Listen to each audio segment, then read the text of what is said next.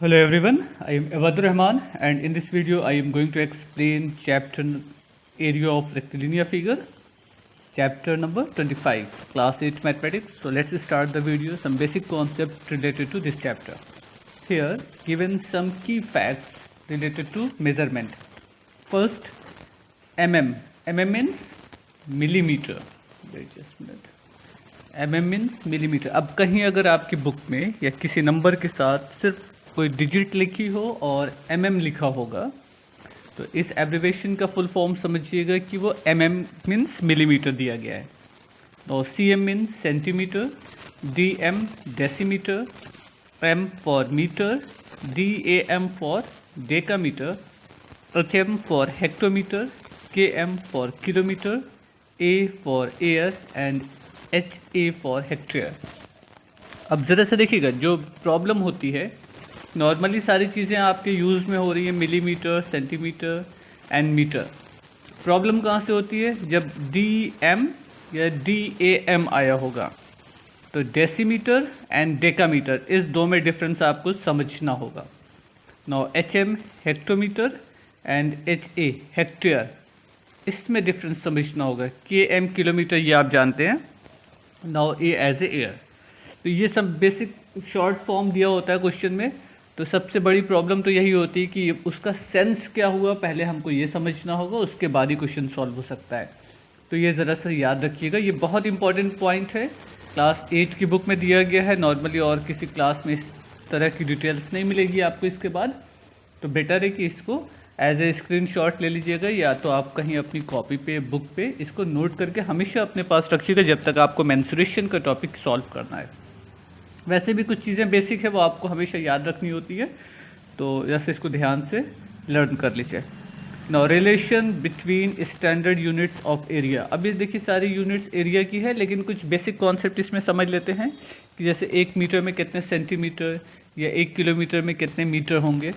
अब अगर centimetre and metre में रिलेशन मालूम है तो जो एरिया की यूनिट होगी centimetre square and metre square, उस पर भी रिलेशन हम लोग बना सकते हैं. No 10 mm means 1 centimetre. आपके पास जो स्केल होगा ज्योमेट्री बॉक्स में देखिएगा, वो 2 सेंटीमीटर के बीच में, मीन्स डिजिट 1 जहाँ पर लिखी होगी और डिजिट 2 जहाँ पे लिखी होगी, मीन्स 1 सेंटीमीटर की ये लेंथ हो गई. इस 1 सेंटीमीटर के डिस्टेंस को 10 स्मॉल डिवीज़न में डिवाइड किया गया होगा.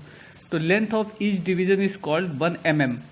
तो उस तरीके से 1 सेंटीमीटर को 10 डिवीज़न में डिवाइड किया गया है, तो वो 10 से डिवीज़न आपका क्या कहलाएगा, 10 mm is equal to 1 centimetre. अब अगर 10 mm का स्क्वायर कर दें तो 100 mm स्क्वायर हो जाएगा, एंड 1 सेंटीमीटर का स्क्वायर कर देंगे तो 1 सेंटीमीटर स्क्वायर हो जाएगा. तो 100 mm square is equal to 1 centimetre square. Same as 10 centimetre is equal to 1 decimetre. ध्यान दीजिएगा, डेसीमीटर एंड डेकामीटर में डिफरेंस समझिएगा. DAM लिखा होगा तो डेकामीटर, ओनली DM लिखा होगा तो डेसीमीटर, जैसे कि इससे ऊपर अभी बताया गया. 10 centimetre is equal to 1 decimetre, and इसका स्क्वायर करेंगे तो 100 centimetre square is equal to 1 decimetre square. 100 DM is equal to 1 metre. अब नॉर्मली तो अब आप लोग ज़्यादातर जो होता है कि वो आपके जो ड्रेस होते हैं वो रेडीमेड होते हैं, तो मॉल से या किसी शॉप से गए आप रेडीमेड ले लीजिए. बट कभी आप कपड़े की दुकान पे जाइएगा जहाँ पर आप सामान खरीदते हैं, कोई कपड़ा मेज़र करके लिया जाता है, तो उनका जो रॉड होता है मेज़र करने का, ध्यान दीजिएगा, कभी उनसे मांग के देख लीजिएगा, कोई हरेश नहीं है. तो उनके रॉड पे 1 मीटर का वो लेंथ होती है, या 1.5 मीटर की जो भी लेंथ हो उनके पास जैसा रॉड होगा, उस पर 10 के पार्ट में वो उस पर एक मार्क बना होता है. तो हर पार्ट आपका 10 डेसीमीटर को रिप्रेजेंट करता है. तो 10 decimetre is equal to 1 metre, means metre को अगर 10 पार्ट में डिवाइड कर दिया जाए, so length of each part is called 10 decimetre. इसका स्क्वायर करेंगे 100 decimetre square is equal to 1 metre square. अब देखिए डेसीमीटर स्क्वायर को सेंटीमीटर स्क्वायर में भी कन्वर्ट करना होगा, तो किया जा सकता है, क्योंकि हम ये जानते हैं कि 1 metre is equal to 100 centimetre. तो 1 metre square is equal to 100 into 100 is equal to 10,000 centimetre square. Now 10 metre is equal to 1 decametre. अब ध्यान दीजिएगा, ये डेसीमीटर था, ये डेकामीटर है. तो 10 मीटर की जो लेंथ होगी वो 1 डेकामीटर स्क्वायर के इक्वल होगी. मीन्स इसका स्क्वायर करेंगे तो 100 metre square is equal to 1 decametre square. Same as 10 decametre is equal to 1 hectometre and square of 10 decametre square is equal to 1 hectometre square and 10 hectometre is equal to 1 kilometre and square of 10 hectometre is equal to 100 hectometre square is equal to 1 kilometre square. तो ये तो सीधी सीधे कुछ बातें हो गई आपकी। अच्छा, अब ज़रा से दो यूनिट यहाँ पर है, एयर एंड हेक्टेयर। तो एयर का मतलब होता है आपका 100 मीटर स्क्वायर, ये यूनिट ऑफ एरिया डायरेक्ट है। अभी तक क्या थी, यूनिट ऑफ लेंथ थी। एयर एंड हेक्टेयर आपके as a length unit of area है। तो 1 are is equal to 100 metre square and 1 hectare is equal to 10,000 metre square. ये 1 hectare is equal to 10,000 metre square. Okay, ये तो some basic units हो गई आपकी जो मेंसुरेशन में यूज़ होंगी। अब कुछ फॉर्मूले पे आ जाते हैं कि क्या क्या फार्मूला हमको एरिया के लिए फाइंड करना है। एरिया भी आपका डिफरेंट रेक्टिलिनियर शेप होगा, means rectangle, square, parallelogram, trapezium, जो भी फार्मूला आएगा उसको हम लोग देखेंगे। बट अभी यहाँ पर एरिया ऑफ रेक्टेंगल दिया गया है। तो ज़रा से देखिएगा, area is equal to length into breadth. अब यहाँ पे जितने भी फार्मूले लेंथ, ब्रेथ, एरिया फाइंड करने के दिए गए हैं, उन सभी फार्मूले को आपको नहीं लर्न करना है। लर्न कौन सा करना है, area is equal to length into breadth. जाहिर सी बात, अगर एरिया फाइंड करना होगा तो लेंथ एंड ब्रेथ आपको गिवन होगी।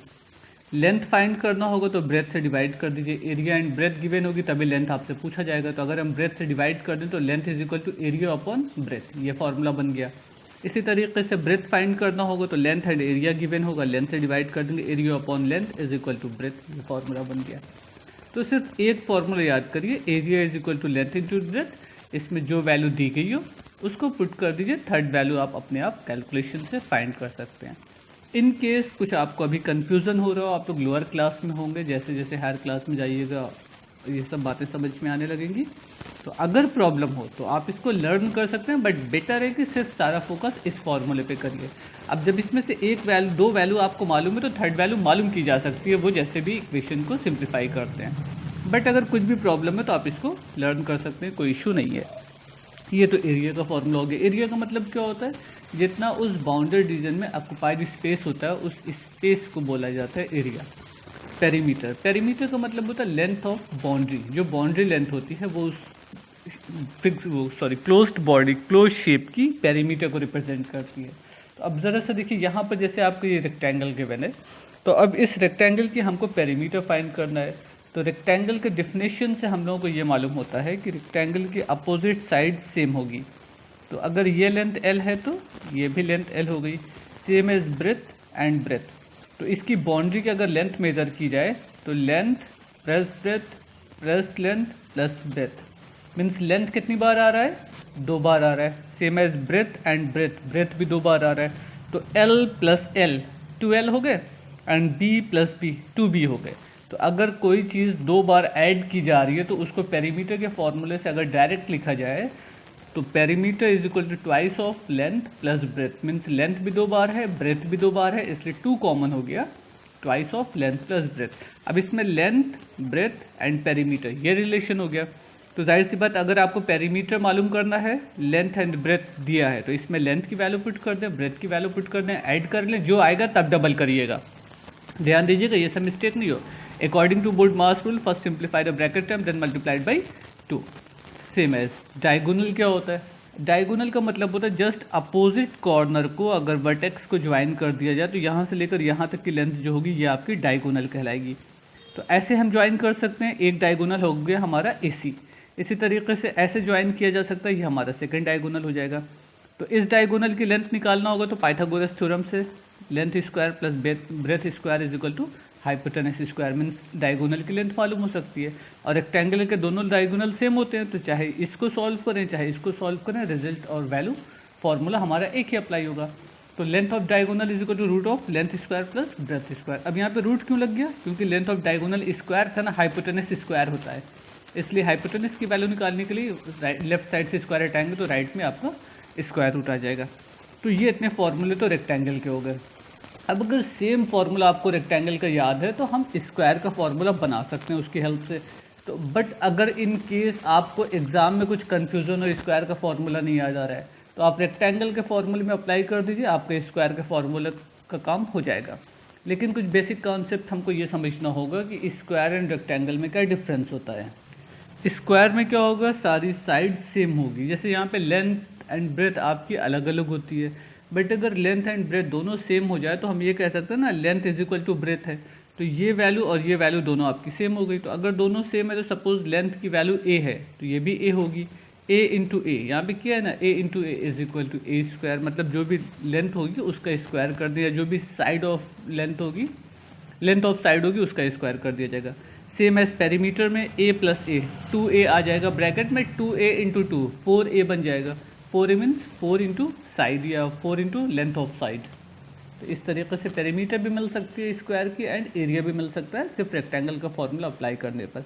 अदरवाइज आपको इजी पड़े तो आप डायरेक्ट फार्मूला भी लर्न कर सकते हैं, वो डिपेंड करता है कि आपकी लर्निंग एबिलिटी क्या है एंड कॉन्सेप्ट कितना क्लियर है। तो यहाँ पे देखिए पेरीमीटर को फाइंड किया है 4 इंटू साइड से, डायगोनल ऑफ स्क्वायर क्या हो गया, length square plus breadth square आपके रेक्टेंगल में था तो लेंथ की वैल्यू ए है, ब्रेथ की वैल्यू भी ए है, तो a square plus a square 2 root of a square, और ए स्क्वायर का स्क्वायर रूट हो गया ए एंड 2 का स्क्वायर रूट नहीं हो सकता, ए रूट 2, ए कौन चीज़ है, लेंथ ऑफ साइड है तो साइड इंटू रूट ऑफ 2, ये हो गए।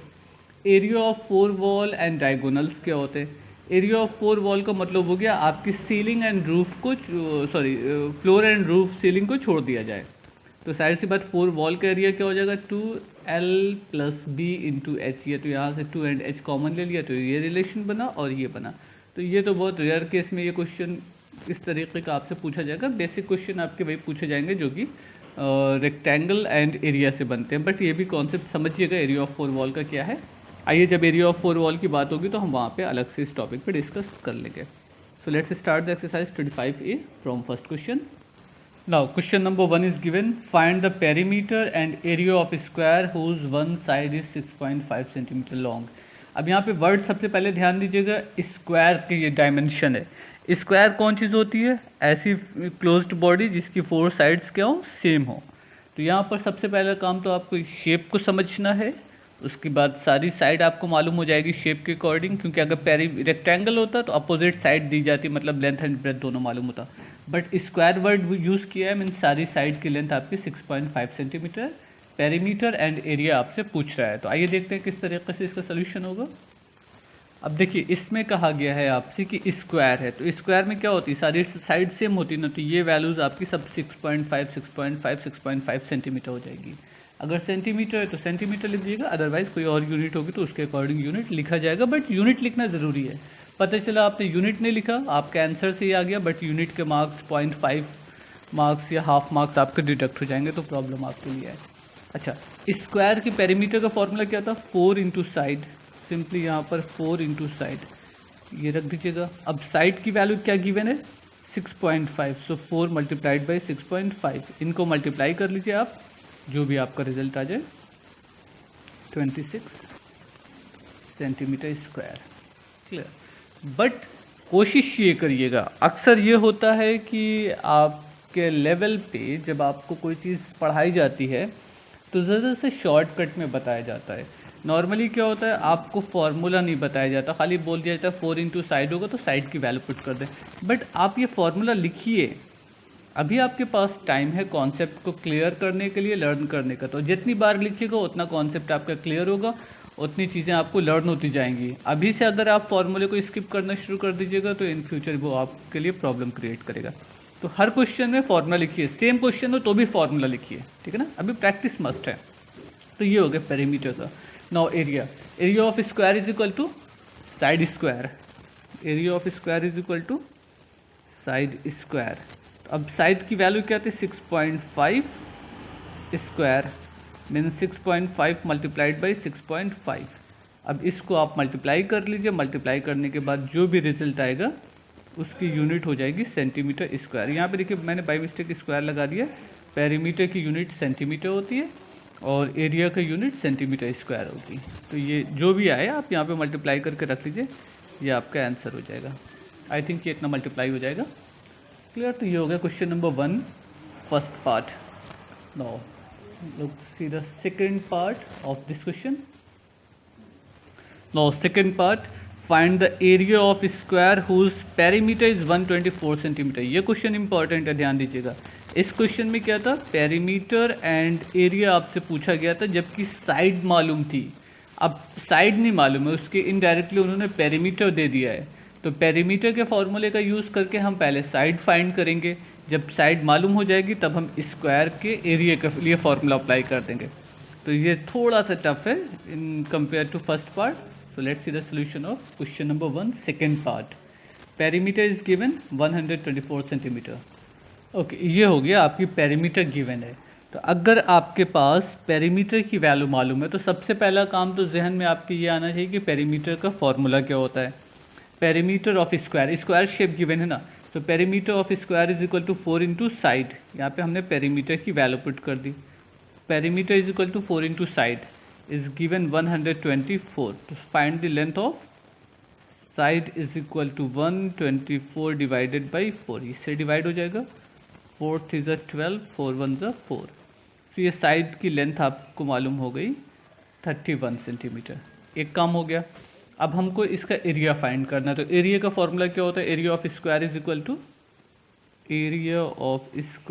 Equal to side square. यही फॉर्मूला तो अभी हम लोगों ने ऊपर भी लगाया है, साइड स्क्वायर। तो साइड की वैल्यू क्या हो गई 31। तो 31 square is equal to 31 multiplied by 31। देखिए कुछ बच्चों को प्रॉब्लम क्या होती है स्क्वायर करने में, वो 31 मल्टीप्लाइड बाई 2 कर देते हैं, तो वो मिस्टेक नहीं हो। इसलिए हम भी पूरा स्टेप लिख रहे हैं ताकि ये प्रैक्टिस आपकी हो जाए और ये कॉन्सेप्ट क्लियर हो जाए कि इसी टर्म को 2 बार आपस में लिखकर हमको मल्टीप्लाई करना है। अब 31 एंड 31 को मल्टीप्लाई करके इसकी वैल्यू पुट कर देते हैं, 961 as a centimetre square. 961 centimetre के फॉर्म में था, तो यूनिट जो है वो सेंटीमीटर स्क्वायर के फॉर्म में आएगी। बस ये आपका आंसर हो गया। इतना ही काम आपको करना है। अभी देखिए फर्स्ट क्वेश्चन में साइड गिवन थी, पेरीमीटर एरिया फाइंड किया। सेकेंड क्वेश्चन में पेरीमीटर गिवन थी, पहले साइड फाइंड कर लिया, उसके बाद एरिया निकाल लिया। अब अगर एरिया गिवन होगा तो एरिया के फॉर्मूले का यूज़ करके हम साइड की वैल्यू निकाल देंगे, उसके बाद पेरीमीटर पूछेगा तो वो भी निकाला जा सकता है। आइए इसी क्वेश्चन का थर्ड पार्ट देख लेते हैं कैसे सॉल्व होगा। Look here, in third part, it is given that find the perimeter and diagonal of a square whose area is 64 centimetre square.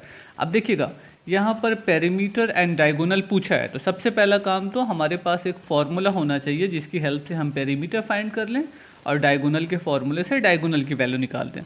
तो जो भी फॉर्मूला हम जानते हैं, पेरीमीटर का फॉर्मूला होता है 4 इंटू साइड, यानी कि साइड की रिक्वायरमेंट यहाँ पर है।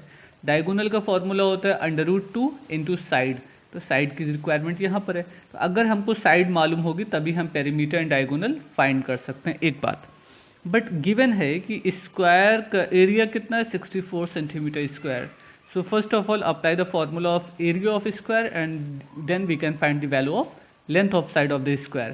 सो from area of square is equal to side square, it is given 64 centimetre square. Find out the value of length of side of square. Okay, given area of square is equal to 64 centimeter square. We know that area of square is equal to side square. Right here, side square is equal to 64 centimeter square. Means simply side is equal to, taking square root on both sides, we get side is equal to square root of 64। इसका square root लिया तो ये सिर्फ side आएगा क्योंकि यहाँ पे already square है। इसका स्क्वायर रूट लिया तो यहाँ पे 8 हो जाएगा ना। Square root of 64 is equal to 8। अब आपको लेंथ ऑफ साइड मालूम हो गई ऑफ स्क्वायर, एक काम हो गया। अब हमको क्या करना है, पेरीमीटर निकालना है। तो पेरीमीटर का फॉर्मूला क्या था, perimeter is equal to 4 into side, 4 multiplied by side means 4 into 8, ये हो जाएगा 32 सेंटीमीटर। एक काम हो गया। And diagonal is equal to root of 2 into side, side root 2। diagonal is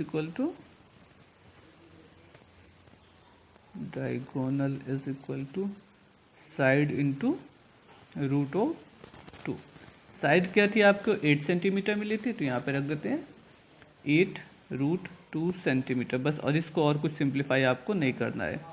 ये हो गए सेंटीमीटर। ज़रा सा यूनिट का ध्यान दीजिएगा क्योंकि आंसर निकालने के बाद न्यूमरिक वैल्यू के साथ आपको जो भी नंबर के फॉर्म में रिजल्ट आया उसके साथ आपको यूनिट लिखना भी ज़रूरी है। तो ध्यान दीजिएगा, अगर यूनिट मीटर के फॉर्म में है तो मीटर के अकॉर्डिंग उसको अरेंज कर लीजिएगा। अगर यूनिट सेंटीमीटर ये किसी और फॉर्म में है तो जो क्वेश्चन में दिया गया उसी के अकॉर्डिंग यूनिट लास्ट में यूज़ कर लीजिएगा। क्लियर? ये हो गए आपके question number 1 complete. Now let's see the question number 2।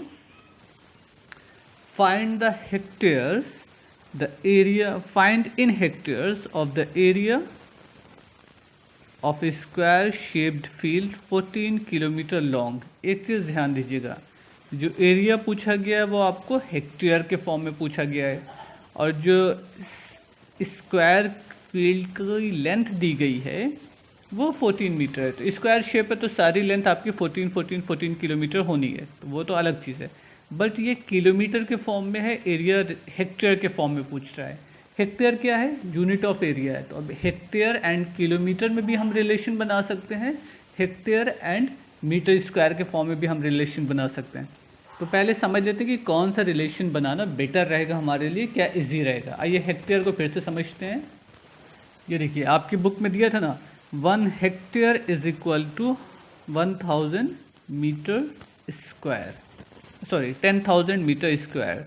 तो ये रिलेशन फाइंड करना हमारे लिए इजी है, क्योंकि हम ये जानते हैं कि 1 किलोमीटर में कितने हेक्टेयर, सॉरी 1 किलोमीटर में कितने मीटर होते हैं, 1000 मीटर। ये तो बेसिक कॉन्सेप्ट है आपका, शुरू से आप इसको समझते आ रहे हैं, मेजर करते आ रहे हैं। बट हेक्टेयर से मीटर से हेक्टेयर का रिलेशन फाइंड करने के लिए हमको अगर मीटर स्क्वायर के फॉर्म में रिजल्ट मिल जाए और उसको हम 10,000 से डिवाइड कर दें, तो हर 10,000 से डिवाइड करने पे जो वैल्यू आएगी वो 1 हेक्टेयर के इक्विवेलेंट होगी। तो आइए पहले जो लेंथ है उसको हम मीटर में कन्वर्ट कर लें, उससे एरिया फाइंड करते हैं। एरिया हमको मीटर स्क्वायर में फाइंड हो जाएगा, उसके बाद 10,000 से डिवाइड कर देंगे तो वो हेक्टेयर के फॉर्म में आ जाएगा। तो let's see the solution of question number 2। Okay, ध्यान दीजिएगा इधर। सबसे पहला काम तो शेप आपका क्या दिया गया, स्क्वायर दिया गया। जो फील्ड का शेप है वो स्क्वायर है, यानी कि जो भी फॉर्मूले हमको लगाने हैं वो स्क्वायर के लगाने हैं, और स्क्वायर की सारी साइड सेम होती है। तो 14 किलोमीटर है तो ये 14 सब हो जाएगा, बट ये किलोमीटर के फॉर्म में है। हमको क्या करना है, किलोमीटर को मीटर में कन्वर्ट कर लेना है, वो हमारे लिए इजी होता है समझना ना। यानी कि 1000 metre is equal to 1 kilometre, तो 14 किलोमीटर मीन्स 14,000 मीटर। ये इजी हो गया। अब कॉन्सेप्ट ज़रा सा कुछ हैंडल हो सकता है, ताकि बहुत ध्यान इसमें आपको ना देना पड़े। एक काम तो ख़त्म हो गया, किलोमीटर से हमने मीटर में कन्वर्ट कर लिया। एरिया पूछा गया है आपसे, तो एरिया ऑफ स्क्वायर क्या होता है, area is equal to side square. तो ये हो जाएगा 14,000 स्क्वायर, ठीक है ना। 14 का इस मल्टीप्लाई करेंगे तो 14,000 मल्टीप्लाइड बाई 14,000, ठीक है ना। ये आपका हो जाएगा 196 एंड आगे हम क्या करेंगे, 60 का यूज़ कर लेंगे, 4, 5, 6। अब ये जो भी रिलेशन हमको मिला ये मीटर स्क्वायर के फॉर्म में हो गया। बट आपसे कहा है कि find the area in hectare. अगर हेक्टेयर में कन्वर्ट करना होगा तो इसको 10,000 से डिवाइड कर देना है। 1 2 3 4 5 6 डिवाइडेड बाई 10,000, 1 2 3 4। अब ये हो गया आपका हेक्टेयर के फॉर्म में। इसको सिंप्लीफाई कर लीजिए, 40 कैंसिल विद 40 ना, यानी कि 19600 हेक्टेयर, 19600 हेक्टेयर। ये आपका आ गया एरिया ऑफ फील्ड।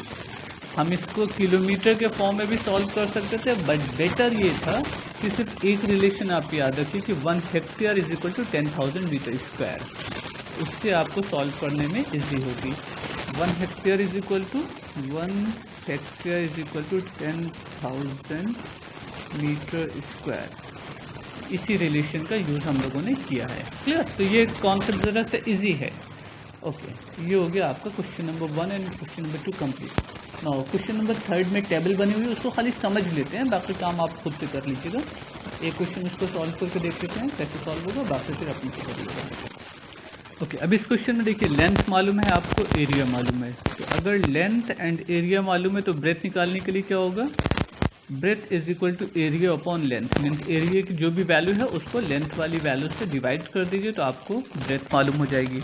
जब लेंथ एंड ब्रेथ दोनों आपको मालूम हो गई तो पेरीमीटर का फॉर्मूला यूज़ कर देंगे, twice of in bracket length plus breath. तो लेंथ एंड ब्रेथ को ऐड करके डबल कर लीजिए, आपको ब्रेथ वो पेरीमीटर मालूम हो जाएगी। इसी तरीके से इस क्वेश्चन को भी सॉल्व किया जा सकता है। 29 mm 104 mm means millimetre. Perimeter का फॉर्मूले का यूज़ करिए, वहाँ से पहले ब्रेथ निकाल लीजिए। जब ब्रेथ मालूम हो गई, लेंथ मालूम है, तब हम एरिया निकाल सकते हैं लेंथ इंटू ब्रेथ से। तो ये क्वेश्चन भी आपका सॉल्व हो जाएगा। इस क्वेश्चन को ध्यान दीजिएगा, थर्ड पार्ट को हम ये फोर्थ पार्ट सॉल्व कर देंगे, ठीक है ना। 1.5 किलोमीटर है, ये 90 मीटर है, तो इसको चेंज कर लीजिए पहले मीटर के फॉर्म में, मीन्स इसमें मल्टीप्लाई हो जाएगा 1000 से, तो ये हो जाएगा 1500 मीटर। 1500 मीटर ये, 90 मीटर ये। और जब एरिया निकालिएगा तो लेंथ इंटू ब्रेथ करिएगा तो वो मीटर स्क्वायर के फॉर्म में आएगा, उसको 10,000 से डिवाइड कर दीजिए, आपका हेक्टेयर के फॉर्म में कन्वर्ट हो जाएगा, जैसे अभी हम लोगों ने सेकंड पार्ट किया है, सेकंड क्वेश्चन किया है। ओके, ये 1500 मीटर हो गई। जब मीटर में कन्वर्ट करेंगे ये 90 मीटर है, तो पेरीमीटर का फॉर्मूला लगा दीजिएगा, twice of in bracket length plus breath, तो पेरीमीटर भी मिल जाएगी आपको। हम सॉल्व कर देते हैं फोर्थ पार्ट। इसमें लेंथ मालूम है, ये लाइए थर्ड एंड फोर्थ दोनों को सॉल्व कर देते हैं, ठीक है ना। Question number 3 third part. Okay, ये आपका थर्ड क्वेश्चन का थर्ड पार्ट है। लेंथ है 1.5 kilometre. So first of all change kilometre into metre multiplied by 1000, we get 1500 metre. 1500 metre, ठीक है ना। 1000 से मल्टीप्लाई करेंगे तो इस तरीके से डिसिमल शिफ्ट हो जाएगा, 1500 मीटर आपको मिल जाएगा। एक बात, अब लेंथ एंड ब्रेथ दोनों हमको मालूम हो गई। सबसे पहला काम क्या करना है, एरिया फाइंड करना है। एरिया जो निकालेंगे, अगर सारी वैल्यूज़ आपकी मीटर के फॉर्म में कन्वर्ट हो गई है तो एरिया भी मीटर स्क्वायर के फॉर्म में आएगा। Area is equal to length into breadth. अब इसमें लेंथ एंड ब्रेथ की वैल्यू पुट कर दूँ, 1500 मल्टीप्लाइड बाई 90, ये हो गए 135,000 मीटर स्क्वायर, ये हो गया। बट क्वेश्चन में आपसे पूछा find the area in hectare, तो हेक्टेयर में फाइंड करने के लिए क्या करना होता है, 10,000 से डिवाइड करना है, तब वो मीटर स्क्वायर से आपका हेक्टेयर में कन्वर्ट हो जाएगा। अब ये हो गया हेक्टेयर के फॉर्म में, 230 कैंसिल विद 30, 135/10 यानी कि ये हो जाएगा 13.5 हेक्टेयर। ये आपका एरिया फाइंड हो गया। एक काम तो ये था आपका, ये हो गया सीधा सीधा। नेक्स्ट आपसे कहा गया था पेरीमीटर फाइंड करिए, तो पेरीमीटर को तो simply formula twice of in bracket length plus breadth, आइए उसको अप्लाई कर देते हैं। Perimeter is equal to twice of length plus breadth, twice of length plus breadth. Twice of length कितनी है 1500 एंड ब्रेथ क्या है आपकी 90, 90 प्लस 15 2400, सॉरी 1590, 1590 सिंपली 1590। इसको डबल कर लेते हैं,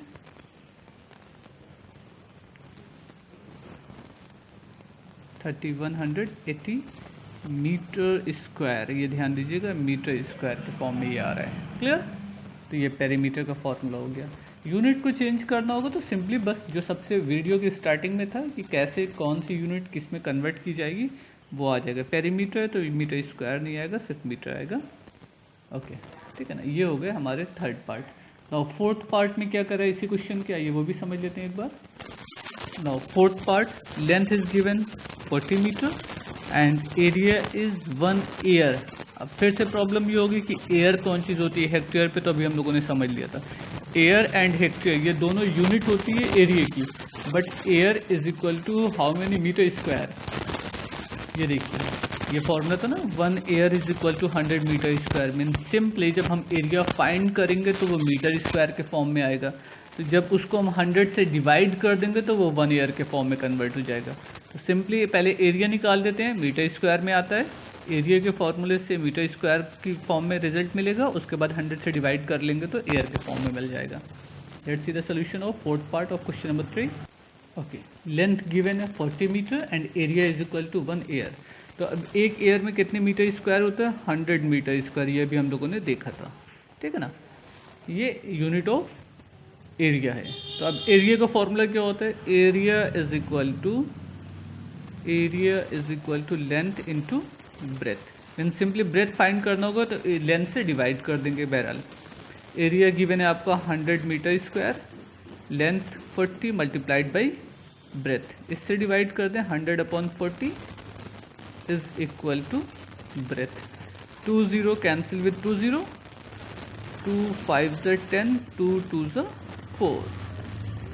now breadth is equal to 5/2 or 2.5 metre. अब हमको लेंथ मालूम हो गई, हमको ब्रेथ मालूम हो गई। आपसे पूछा क्या है लास्ट में, पेरीमीटर फाइंड करना, लास्ट कॉलम है ना पेरीमीटर का, तो perimeter is equal to twice of length plus breadth. अब इसमें सबकी वैल्यू पुट कर दी जाए बस।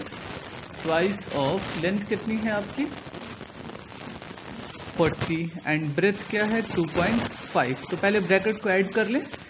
2 multiplied by 42.5, 42.5 is equal to 85 centimetre square, 85 centimetre sorry, perimeter है ना, तो 85 सेंटीमीटर ये आपका आंसर हो गया। क्लियर? तो थर्ड क्वेश्चन कंप्लीट होते हैं। Now question number 4, find the area of a rectangular plot one side of which is 48 metre and its diagonal is 50 metre. Means एक साइड मालूम है, सपोज कर लेते हैं साइड हमारी लेंथ है एंड डायगोनल मालूम है 50 मीटर। तो आइए देखते हैं किस तरीके से फॉर्मूला अप्लाई होगा। डायगोनल का फॉर्मूला क्या है पहले ये समझ लेते हैं, उसके बाद इस क्वेश्चन को सॉल्व करते हैं। अब देखिए लेंथ मालूम है आपको, डायगोनल मालूम है, तो डायगोनल का शॉर्ट में डी लिख दिया। D is equal to root of L square plus breadth square, length square plus breadth square. अब अगर हमें डी का स्क्वायर कर दें means squaring on both side, तो ये हो जाएगा diagonal square is equal to length square plus breadth square. ये फॉर्मूला भी याद रखिए तो इजी होगा आपको स्क्वायर रूट और वैल्यू को सॉल्व करने में। ये भी तो एक्चुअल फॉर्मूला यही है, बट हम यहाँ से अगर रिलेशन को अप्लाई कर दें तो हमारे लिए इजी हो जाएगा। अगर सिर्फ सिंपली डायगोनल फाइंड करना होता तो हम इसी रिलेशन को यूज़ करते, बट हमको ब्रेथ नहीं मालूम है तो ये रिलेशन यूज़ करना हमारे लिए बेटर है।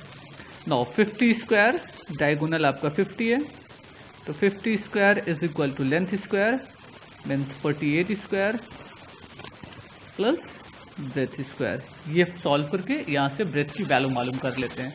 अब 50 स्क्वायर कितना हो जाएगा 200, 2500 एंड 48 स्क्वायर, ये 48 है, 48 स्क्वायर ये हो जाएगा 48 into 48 is equal to 2304, 2304 plus B square. Left में लाएंगे माइनस हो जाएगा 2500 is equal to B square. इसको सॉल्व करने डिफरेंस निकाल लें, देखिए कितना आता है 196 is equal to B square. ये किसका स्क्वायर रूट है 14 का। 196 का स्क्वायर रूट कितना हो जाएगा 14, यानी कि ये हो गया 14 मीटर के फॉर्म में वैल्यू दी गई थी तो मीटर हो गए। अब हमको क्या फाइंड करना है, इसका पेरीमीटर फाइंड करना है। So perimeter is equal to twice of length plus breadth. अब इसमें दोनों की वैल्यू पुट करना है। लेंथ क्या है 48 प्लस 14, 2 मल्टीप्लाइड बाई दोनों को ऐड करके लिख दिया जाएगा 124 metre as it answer. Clear? Same as try to solve question number 5. The perimeter of rectangle is 98 centimeter and its breadth is 9 centimeter. तो perimeter का फॉर्मूले का यूज़ करके सबसे पहला काम यहाँ से लेंथ मालूम करेंगे। जब ब्रेथ मालूम है पेरीमीटर मालूम है तो लेंथ आपको मालूम हो जाएगी। जब लेंथ एंड ब्रेथ दोनों मालूम हो गई तब आप डायगोनल का फॉर्मूला अप्लाई कर दीजिए, डायगोनल की वैल्यू मालूम हो जाएगी एंड एरिया का फॉर्मूला अप्लाई कर दीजिएगा तो एरिया मालूम हो जाएगा। तो ये इतना काम करने में कोई प्रॉब्लम नहीं होगी। Now question number 6. The area of a square is equal to 1 hectare. Calculate its perimeter, length of diagonal. ये क्वेश्चन थोड़ा सा अच्छा है, आइए इसको समझ लेते हैं। क्या कहा गया है आपसे? The area of a square is equal to 1 hectare. Means area किसके फॉर्म में दिया गया है? हेक्टेयर के फॉर्म में कन्वर्ट है। तो सबसे पहला काम हम एरिया को कन्वर्ट कर लेंगे मीटर स्क्वायर के फॉर्म में। 1 hectare is equal to 10,000 metre square. तो ये ऑलरेडी कितना है 10,000 मीटर स्क्वायर। अब उसकी हेल्प से एरिया का फॉर्मूला यूज़ करके हम साइड मालूम कर लेंगे। जब हमको साइड मालूम हो जाएगी तो पेरीमीटर भी निकाली जा सकती है एंड लेंथ ऑफ डायगोनल भी मालूम हो जाएगा। आइए क्वेश्चन नंबर 6 को देखते हैं कैसे सॉल्व होगा। ओके, ये हेक्टेयर की वैल्यू, एरिया की वैल्यू दी गई थी 1 हेक्टेयर। अब इस हेक्टेयर को हम कन्वर्ट कर लेंगे इनटू मीटर स्क्वायर में। 1 hectare is equal to 10,000 metre square. तो यहाँ पे हम लिख सकते हैं 10,000 मीटर स्क्वायर। एक काम हमारा हो गया। लेकिन अब ये ध्यान दीजिएगा, जो एरिया ऑफ स्क्वायर होता है उसका फॉर्मूला क्या होता है, क्योंकि क्वेश्चन में तो word as a square use हुआ है ना, यानी कि यहाँ पे हमको फॉर्मूला क्या लगाना है, स्क्वायर का लगाना है। तो स्क्वायर का एरिया होता है साइड स्क्वायर। तो जहाँ पे एरिया है वहाँ पे हम लिख देंगे side square is equal to 10,000। ये हो गया। साइड की वैल्यू क्या हो जाएगी, स्क्वायर रूट लगेगा, क्योंकि यहाँ से स्क्वायर हटाइएगा तो ये स्क्वायर रूट के फॉर्म में आ जाएगा 10,000। इसकी वैल्यू हो गई 100 मीटर, यानी कि अब हमको साइड मालूम हो गई 100 मीटर है। तो अब अगर साइड मालूम हो गई तो क्वेश्चन में जो भी आपसे पूछा जा रहा है वो हम फाइंड कर सकते हैं। पेरीमीटर पूछा गया आपसे, लेंथ ऑफ डायगोनल पूछा गया है। पेरीमीटर ऑफ स्क्वायर होती है, perimeter of square is equal to 4 into side. तो सिंपली 4 का मल्टीप्लाई कर दें जो भी आपकी लेंथ ऑफ साइड आई है, तो ये 400 मीटर आपकी हो जाएगी पेरीमीटर। एक काम हो गया। एंड डायगोनल की वैल्यू होती है, diagonal of square is equal to side multiplied by root of 2। तो साइड है आपकी 100, रूट ऑफ 2, ये हो गया आपके length of diagonal.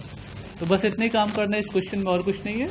But question को पढ़ के पहले समझिए कि उसमें कहा क्या गया है और हमको क्या मालूम करना है। जो कहा गया है उसका फॉर्मूला क्या यूज़ होगा, उससे हमको क्या मिल जाएगा, और जो पूछा गया है उसका क्या फॉर्मूला यूज़ होगा और उसमें कौन चीज़ की वैल्यू हमको पुट करनी है। बस इतने ही कॉन्सेप्ट अगर आपका क्लियर होगा तो मेंसुरेशन का हर क्वेश्चन आपसे सॉल्व हो सकता है। तो ये इतने क्वेश्चन आपके लग गए। इसी तरीके से question number 7 and question number 8 भी सॉल्व करने की कोशिश करिएगा, सॉल्व हो जाएगा, वो प्रॉब्लम नहीं है। But question number 9, 10, 11 figure based question है और ये सब क्वेश्चन आपके इंपॉर्टेंट है। तो पहले आइए इस क्वेश्चन को सॉल्व करते हैं। क्वेश्चन नंबर 9, ये सब 9 के ही पार्ट है, फर्स्ट, सेकंड, थर्ड पार्ट है, 10th एंड 11th आपका अलग है। Now question number 9, find the area of the shaded part in figure 1 to 3। Means इसमें सब में आपको एरिया शेडेड पोर्शन का निकालना है। All corners are right angle. Right angle word इसलिए यूज़ कर दिया ताकि इनडायरेक्टली उसने ये कह दिया कि ये सभी शेप आपके रेक्टेंगल शेप में है, तो वो उससे कोई टेंशन नहीं है, तो टॉपिक ही हमारा चल रहा है, वो वही आपके लेवल सिलेबस में है। बहरहाल हमको शेडेड पोर्शन का एरिया निकालना है। पहले ये बात को समझ लेते हैं करना क्या है इसमें। अब इसमें देखिए ये पूरा आपका एक्सटर्नल डायमेंशन दी गई थी 8.7, 6.2 मीन्स बाहर से मेजर करने पे जो रेक्टेंगल बन रहा है उसकी लेंथ एंड ब्रेथ आपको मालूम है।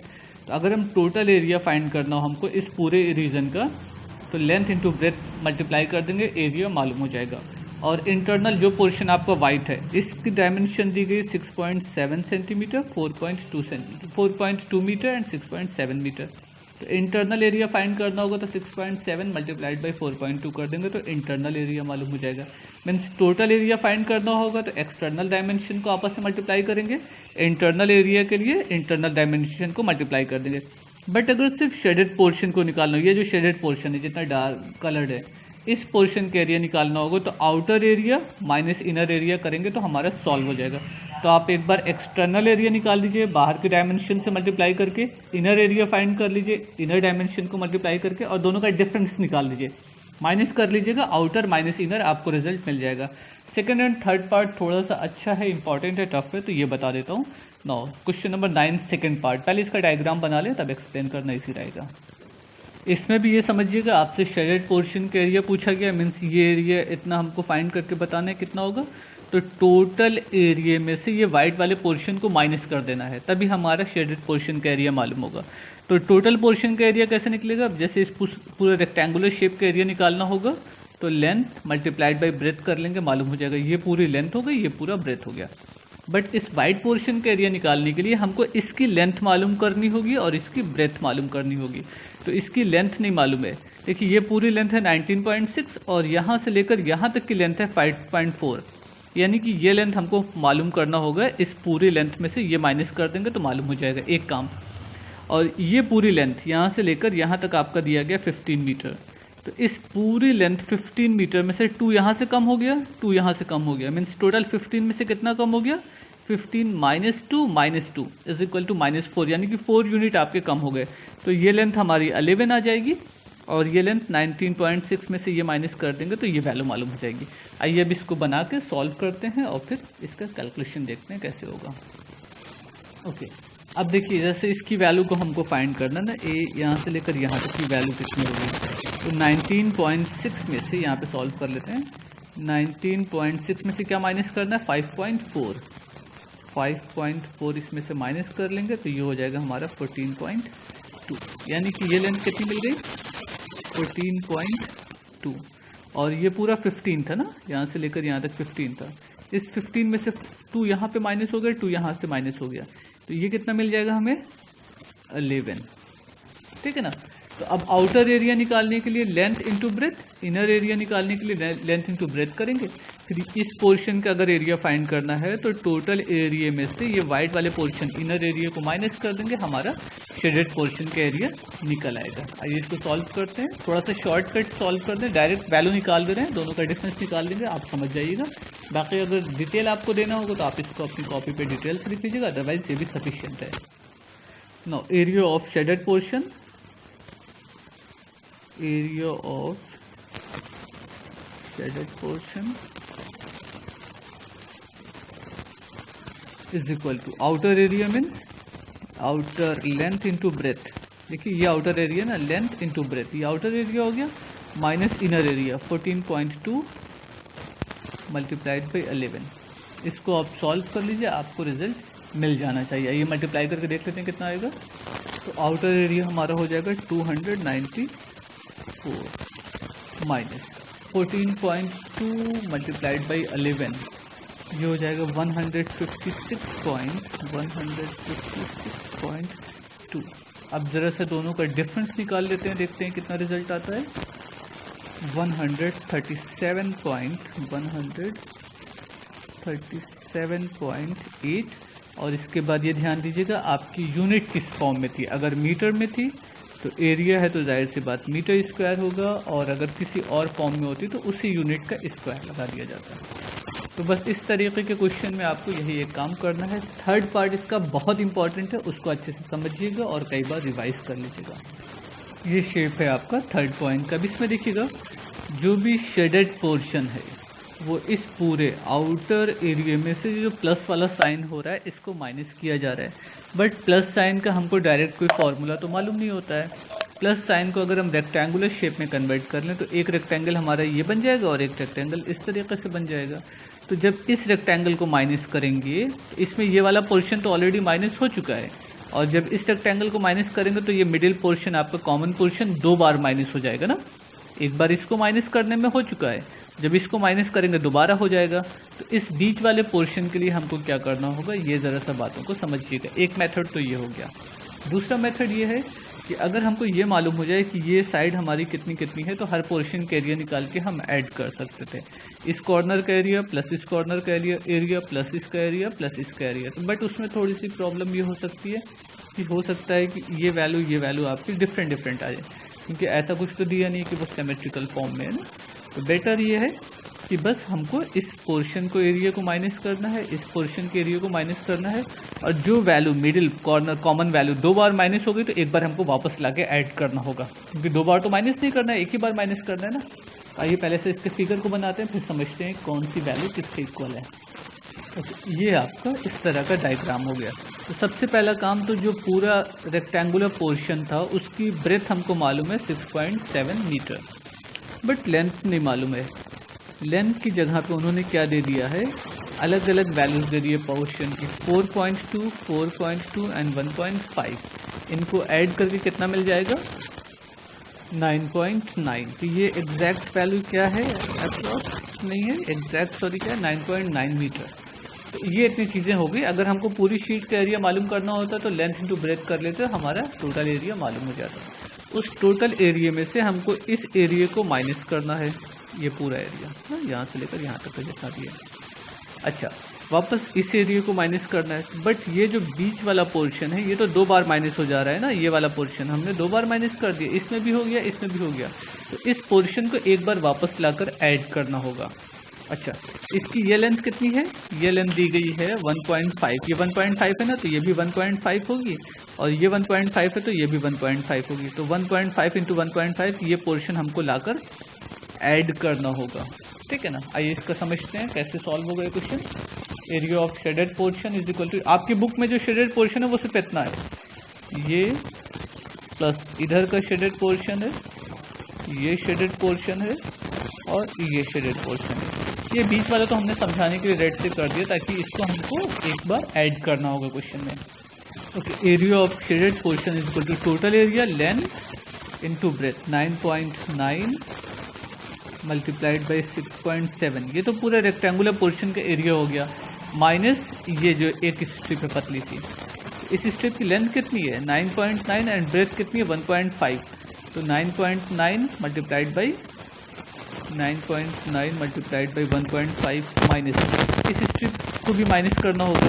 इस स्ट्रिप की लेंथ है 6.7 multiplied by 1.5, 6.7 multiplied by 1.5 plus. अब देखिए यहाँ पर हम प्लस कर रहे हैं, क्यों ऐसा कर रहे हैं? क्योंकि ये वाला पोर्शन हमने इसमें भी माइनस कर लिया और इसको लिखते वक्त भी ये वाला पोर्शन माइनस हो गया, तो 2 बार इसको माइनस कर दिया ना, वो मिस्टेक हो जाएगी। इसलिए इसका एरिया कितना हो जाएगा 1.5 मल्टीप्लाइड बाई 1.5, क्योंकि इसमें और इसमें दोनों में ये वैल्यू आ रही है।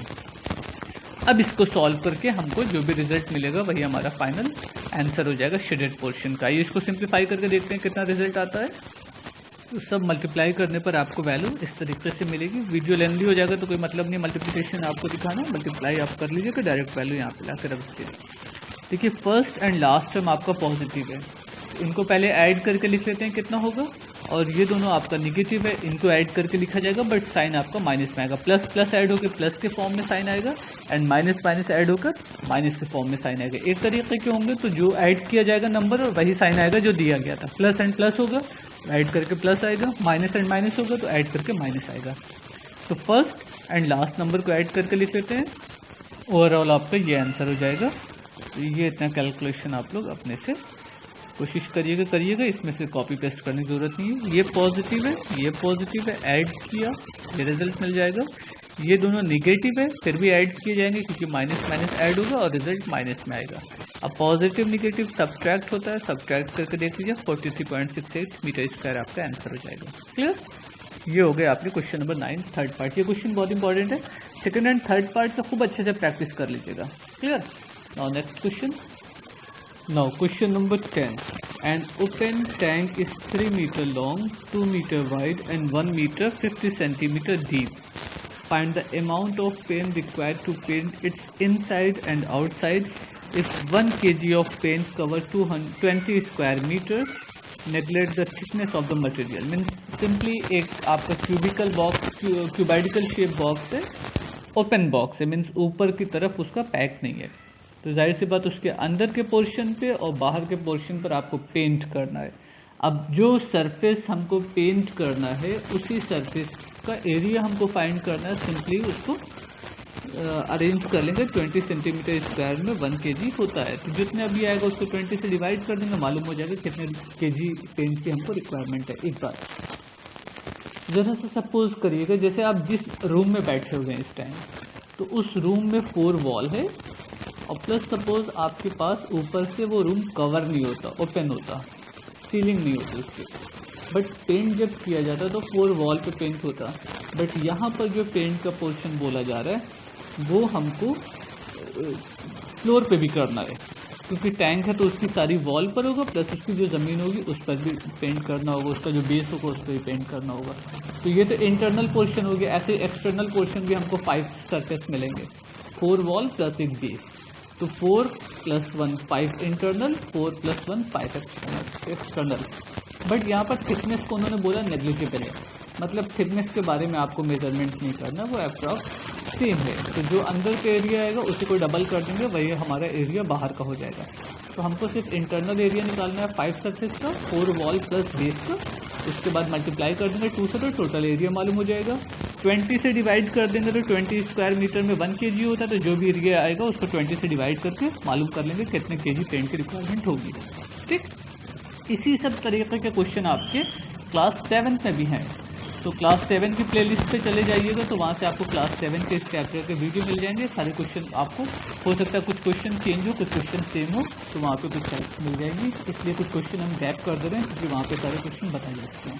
Now let's see the solution of question number 10। Okay, ये आपकी टैंक की लेंथ, ब्रेथ एंड हाइट मालूम है, तो यहाँ पे देखिएगा लेंथ एंड ब्रेथ दोनों आपकी मीटर के फॉर्म में है। बट हाइट आपकी 1 मीटर 50 सेंटीमीटर। इसको हम लिख सकते हैं 1.5 मीटर। क्लियर, 1.5 मीटर जो है। अब हमको क्या निकालना है, टोटल सरफेस एरिया निकालना है जिस पर हमारा पेंट होना है।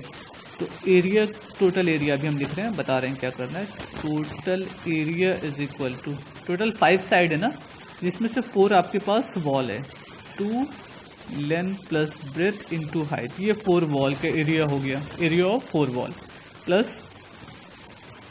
जो बेस है उसमें लेंथ एंड ब्रेथ आएगी, तो एरिया ऑफ बेस हमारा हो जाएगा लेंथ इनटू ब्रेथ, ये इंटरनल एरिया हुआ। इसी तरह से एक्सटर्नल एरिया होगा। तो अगर इसको सॉल्व कर लिया जाए और सेम नंबर को फिर ऐड कर दें या तो ट्वाइस से मल्टीप्लाई कर दें, बात एक ही होगी। जैसे 10 प्लस 10 ऐड कर लिया जाए तो 20 होगा, या 10 को 2 से मल्टीप्लाई कर दें तो 20 हो जाएगा। तो जो भी टोटल इंटरनल एरिया आएगा उसमें हम 2 से मल्टीप्लाई कर देंगे तो टोटल एरिया हमको मालूम हो जाएगा, 10 का इंटरनल प्लस एक्सटर्नल। ठीक, ओपन बॉक्स था इसलिए हमने ओपन पोर्शन के एरिया की कोई बात नहीं की है। ठीक है, अब इसको सॉल्व करते हैं। जैसा ध्यान दीजिएगा, बहुत जल्दी में मत इसको मल्टीप्लाई कर दीजिएगा, पहले ब्रैकेट टर्म को सिंप्लीफाई कर लेंगे, उसके बाद सबकी वैल्यू पुट कर दें। लेंथ कितनी है 3 metre, breadth 2 metre, height 1.5, same as length into breadth 3 multiplied by 2। अब इसको आप जिस तरह से सॉल्व करना चाहिए सॉल्व करते चलिए। अभी हमको सिर्फ एरिया मालूम होगा, उसके बाद 20 से डिवाइड कर देंगे तो मालूम हो जाएगा कितने केजी पेंट लगेगा, वो अलग बात है। 2 multiplied by 1.5 3 and 3 plus 2 5, now 3 into 2 6, 5 3 15 plus 6 means 2 multiplied by 21, 2 multiplied by 20 means 42 metre square. ये हमारा सिर्फ कवरिंग एरिया मालूम हुआ है कि जितने पोर्शन पर हमको पेंट अप्लाई करना है, सिर्फ वो एरिया मालूम हुआ है। अच्छा, 20 मीटर स्क्वायर में कितने केजी की रिक्वायरमेंट है, 1 केजी की। तो टोटल अमाउंट ऑफ, ये total quantity of paint is equal to quantity of paint, quantity of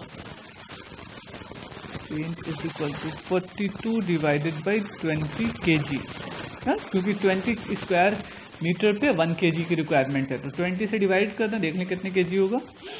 ये हो जाएगा आपका 10 21, यानी कि 21/10 kg। ये हो गया 2.1 kg पेंट की रिक्वायरमेंट आपको होगी उस टैंक को पेंट करने के लिए। क्लियर, ये हो गया आंसर। इसी तरीके से क्वेश्चन नंबर 11 को भी सॉल्व करने की कोशिश करिएगा, या क्लास 7 के चैप्टर पे चले जाइए, क्लास 7 की प्लेलिस्ट में, वहाँ पे भी आपको ये चैप्टर मिल जाएगा, वहाँ से सब क्वेश्चन सॉल्व आपको मिल जाए। क्लियर, आइए अब चलते हैं एक्सरसाइज 25B पे। अब एक्सरसाइज 25 भी आपकी ट्रायंगल बेस्ड है। अब ट्रायंगल किस किस तरीके से होते हैं और ट्रायंगल का फॉर्मूला क्या अप्लाई होगा वो हमको देखना है। इससे पहले वाली एक्सरसाइज जो थी वो आपकी स्क्वायर एंड रेक्टेंगुलर शेप के एरिया एंड पेरीमीटर के लिए थी। ये एक्सरसाइज आपकी ट्रायंगल के एरिया एंड ट्रायंगल के पेरीमीटर के लिए होगी। तो आइए पहले ट्रायंगल के एरिया का फॉर्मूला समझते हैं, फिर इस एक्सरसाइज पे आते हैं।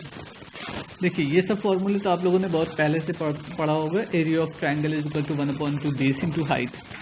तो ज़रा सब बातों को समझ लीजिए। अब अगर हमारे पास कोई ट्रायंगल इस तरीके का है कि उसमें बेस अगर हम इसे मान रहे हैं तो ये परपेंडिकुलर लेंथ जो होगी ये आपकी हाइट को रिप्रेजेंट करेगी।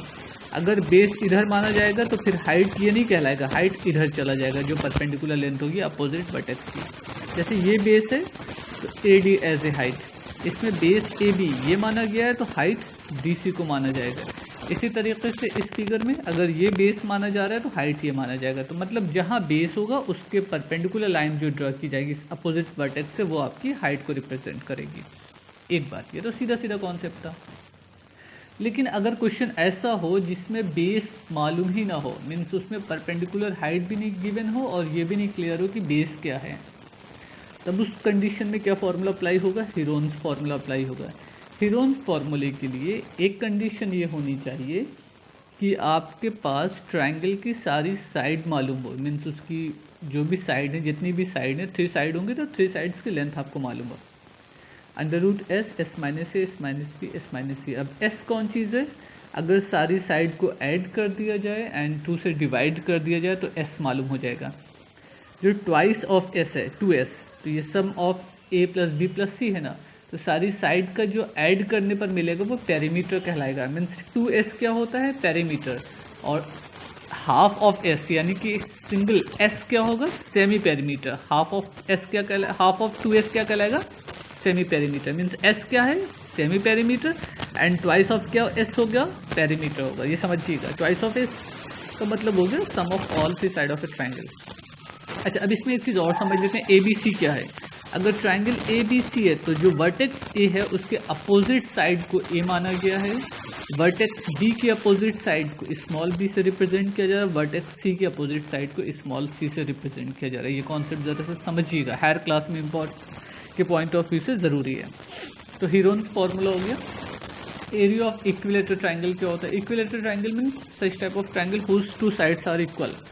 Okay, suppose here given equilateral triangle whose all 3 sides are equal. Suppose all 3 sides are given as a. Isosceles में 2 sides होती है, equilateral में 3 sides equal होती हैं। तो equilateral में तीनों साइड अगर a है तो पेरीमीटर क्या होगी? 3a/2। Semi perimeter 3a/2 and perimeter 3a हो जाएगी, a प्लस a। और हीरोन्स फॉर्मूले में अगर वैल्यू को पुट कर दिया जाए तो यहाँ से एरिया ऑफ फॉर्मूला हो जाएगा √3/4 इंटू साइड स्क्वायर। ये चीज़ भी इंपॉर्टेंट है, इसको ध्यान दीजिएगा। आइसोसेलेस ट्रायंगल का फॉर्मूला आपकी बुक में गिवन नहीं है, बट वो भी अगर कहीं ज़रूरत होगी तो उस पर हम लोग डिस्कस कर लेंगे। ओके, आइए अब एक्सरसाइज को देखते हैं। Now question number 1, find the area of each of the following angle triangle. अब इसमें तो सीधा सीधा ये राइट एंगल है, यानी कि ये और ये लाइन आपके परपेंडिकुलर है। आपने इसको बेस माना तो ये हाइट को रिप्रेजेंट करेगी, आप इसको बेस मानिएगा तो ये हाइट को रिप्रेजेंट करेगी। परपेंडिकुलर लाइन जो होगी किसी भी बेस की वो उसकी हाइट को रिप्रेजेंट करती है। बट कंडीशन ये कि वो अपोजिट वर्टेक्स के पास जाए। इसकी परपेंडिकुलर लाइन इस वर्टेक्स पे जा रही है और इसकी परपेंडिकुलर लाइन इस वर्टेक्स पे आ रही है, तो ठीक है, ये आपका एक बेस इसमें सपोज कर लीजिए, एक हाइट। आप किसी को भी बेस मान लीजिएगा, किसी को भी हाइट मान लीजिएगा, क्वेश्चन सॉल्व हो जाएगा। 1/2 base into height, 12 into 15, 60 divided by 2, 30 इसका रिजल्ट मिल जाएगा। 1/2 बेस इंटू हाइट, ये पूरा बेस है 13 एंड हाइट 5 है, इसका भी रिजल्ट आपको इजिली मिल जाएगा। पॉइंट में आएगा बट आ जाएगा। इस क्वेश्चन में समझिएगा, ये बेस यहाँ से लेकर यहाँ तक, ये पूरी लेंथ आपकी बेस को रिप्रेजेंट नहीं करेगी, सिर्फ ये इतनी लेंथ बेस को रिप्रेजेंट करेगी यहाँ से लेकर यहाँ तक, और ये पूरी लेंथ आपकी हाइट को रिप्रेजेंट करेगी। तो अगर हम बेस ये मानेंगे, ये बेस माना जाएगा, तो हमारी लेंथ तो गिवन नहीं है, ये पूरी लेंथ गिवन है 8 ना। अच्छा, अगर हम इसको बेस मान लेते हैं, यहाँ से लेकर यहाँ तक की लेंथ को बेस मान लेते हैं तो भी प्रॉब्लम हो जाएगा, क्योंकि ये वैल्यू हमारी 5 है, जबकि एक्चुअल ट्रायंगल तो हमारा ये है ना। तो इस ट्रायंगल को सॉल्व कैसे किया जाएगा, मोस्ट इंपॉर्टेंट क्वेश्चन है, ये बहुत अच्छा क्वेश्चन है, इसको ध्यान दीजिएगा। आइए पहले फिगर ड्रॉ कर लेते हैं। ओके, अब देखिएगा आपका exercise 25B question number first के थर्ड पार्ट में ये गिवन है आपका फिगर ना। बट देखिए, अगर इस क्वेश्चन में थोड़ा सा मिस्टेक है, इन्होंने ये परपेंडिकुलर लेंथ तो जो दी है 5 सेंटीमीटर वो क्लियर है, सही है, बट जो बेस दिया है वो बेस सिर्फ यहाँ तक होगा, ये इतना, मीन्स यहाँ से लेकर यहाँ तक की लेंथ हो जाएगी आपकी 8 सेंटीमीटर। ये मिस्टेक है, ये नहीं होना चाहिए था क्वेश्चन में, ठीक है ना। एरिया ऑफ ट्रायंगल क्या होगा? Area is equal to 1/2 base into height. So 1/2 base क्या हो जाएगा आपका 8, यहाँ से लेकर यहाँ तक की वैल्यू, ये बेस है 8 इंटू 5, ये कैंसिल हो जाएगा, 4 5 से 20 सेंटीमीटर स्क्वायर आपका एज ए एरिया हो जाएगा। तो ये होगा इस क्वेश्चन में, अपने बुक में ये करेक्शन कर लीजिएगा, clear. Now next question number 2। Now question number 2, the base of a triangle measure 32 centimeter and its altitude is 45 centimeter. Altitude means height. So base मालूम है, height मालूम है, find the area of the triangle in square meter. तो ये centimetre में है और ये भी सेंटीमीटर में है। तो सबसे पहला काम एरिया का फॉर्मूला अप्लाई कर दीजिए, 1/2 बेस इंटू हाइट से, जो वैल्यू आएगी वो आपकी सेंटीमीटर स्क्वायर से आएगी, सेंटीमीटर स्क्वायर के फॉर्म में आएगी। अब सेंटीमीटर स्क्वायर को मीटर स्क्वायर में कन्वर्ट करना होगा, तो उस जो भी आपका रिजल्ट आया है आप उसको 10,000 से डिवाइड कर दीजिए। 100 इसके लिए, 100 इसके लिए, means 2 times divided by 100 into 100 कर दीजिएगा तो आपको रिजल्ट मिल जाएगा। 100 इंटू 100 मीन्स टोटल 10,000। तो जो भी रिजल्ट आएगा उसको 10,000 से डिवाइड कर दीजिएगा तो रिजल्ट आपका आ जाएगा। Now third question, find the height of A triangle if it's area is 24 centimetre square and base is 15 centimetre. Area मालूम है, बेस मालूम है, हाइट पूछ रहा है। सो let's see the solution of question number 3। Okay, area and base are given. Area 24 centimeter square, base 15 centimeter square. Now put the value of given values. Area 24 is equal to 1 upon 2 and base 15. Find the value of height. ये cross multiply हो जाएगा। 24 into 2 divided by 15 is equal to h. ये 3 से divide होगा, 3 5 is 15, 3 8 is 24, means h is equal to 16 upon 5. 16 upon 5 means 5 3 is 15, 0.52 is 10 centimetre. ये आपकी height हो गई। तो बस इतना ही काम इस क्वेश्चन में करना था। ये तो वेरी इजी क्वेश्चन था। Now question number fourth question, the area of right triangle is 60 centimetre square. ये एरिया गिवन है and it's smallest side is 8 centimetre. What is it's hypotenuse. तो पहले आइए क्वेश्चन को समझ लेते हैं। एरिया मालूम है और स्मॉलेस्ट साइड की वैल्यू दी गई है 8 सेंटीमीटर और ये ट्राइंगल आपका राइट ट्राइंगल। आइए फिगर ड्रॉ करते हैं, फिर देखते हैं कैसे इसका सोल्यूशन होगा। ओके, ये हो गया आपका। सपोज राइट एंगल ट्राइंगल है और हम सपोज कर लेते हैं जो बेस है हमारा वो स्मॉलेस्ट साइड है, तो ये हाइट रिप्रेजेंट करेगी और पाइथागोरस थ्योरम का यूज़ करके हम y की वैल्यू निकाल सकते हैं एज ए हाइपोटेनस। एरिया की वैल्यू क्या है 60, 1 upon 2, base 8, find out the value of h। h की वैल्यू क्या हो जाएगी, h is equal to 2 into 60 divided by 8, 2 4 is 8 and ये 15, means h is equal to हो गया 15 सेंटीमीटर। एक काम हमारा हो गया कि ये वैल्यू आ गई 15 सेंटीमीटर। अब अगर हम पाइथागोरस थ्योरम का यूज़ कर दें, पाइथागोरस, तो हमको y की वैल्यू मिल जाएगी। पाइथागोरस थ्योरम क्या होगा, Y square is equal to 8 square plus 15 square, means Y square is equal to 64 plus 225 is equal to 289। यही होगा ना।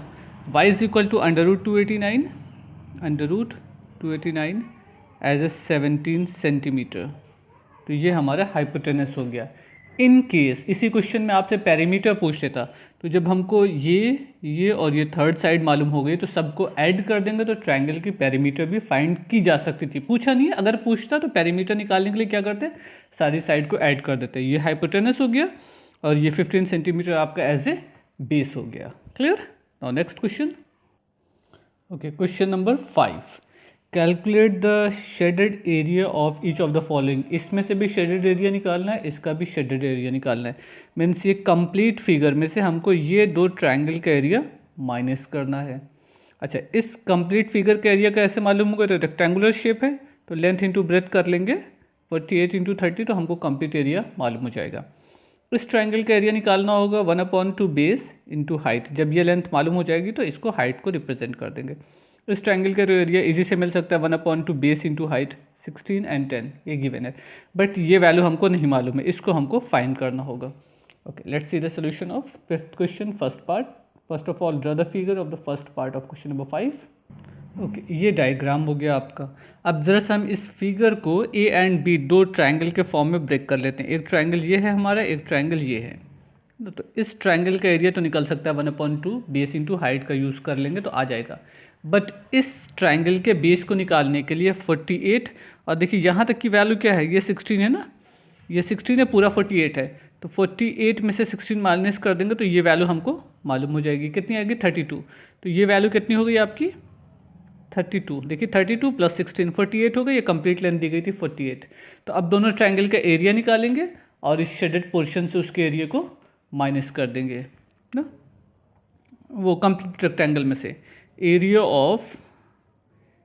Of shaded portion area of shaded part is equal to area of rectangle 48 into 30, 48 into 30 minus area of इस triangle का। इस triangle के लिए क्या हो जाएगा 1/2 base into height 20 into 32, 20 into 32 minus इस ट्राइंगल का एरिया क्या होगा 1/2 बेस इंटू हाइट 1/2 16 इंटू 10।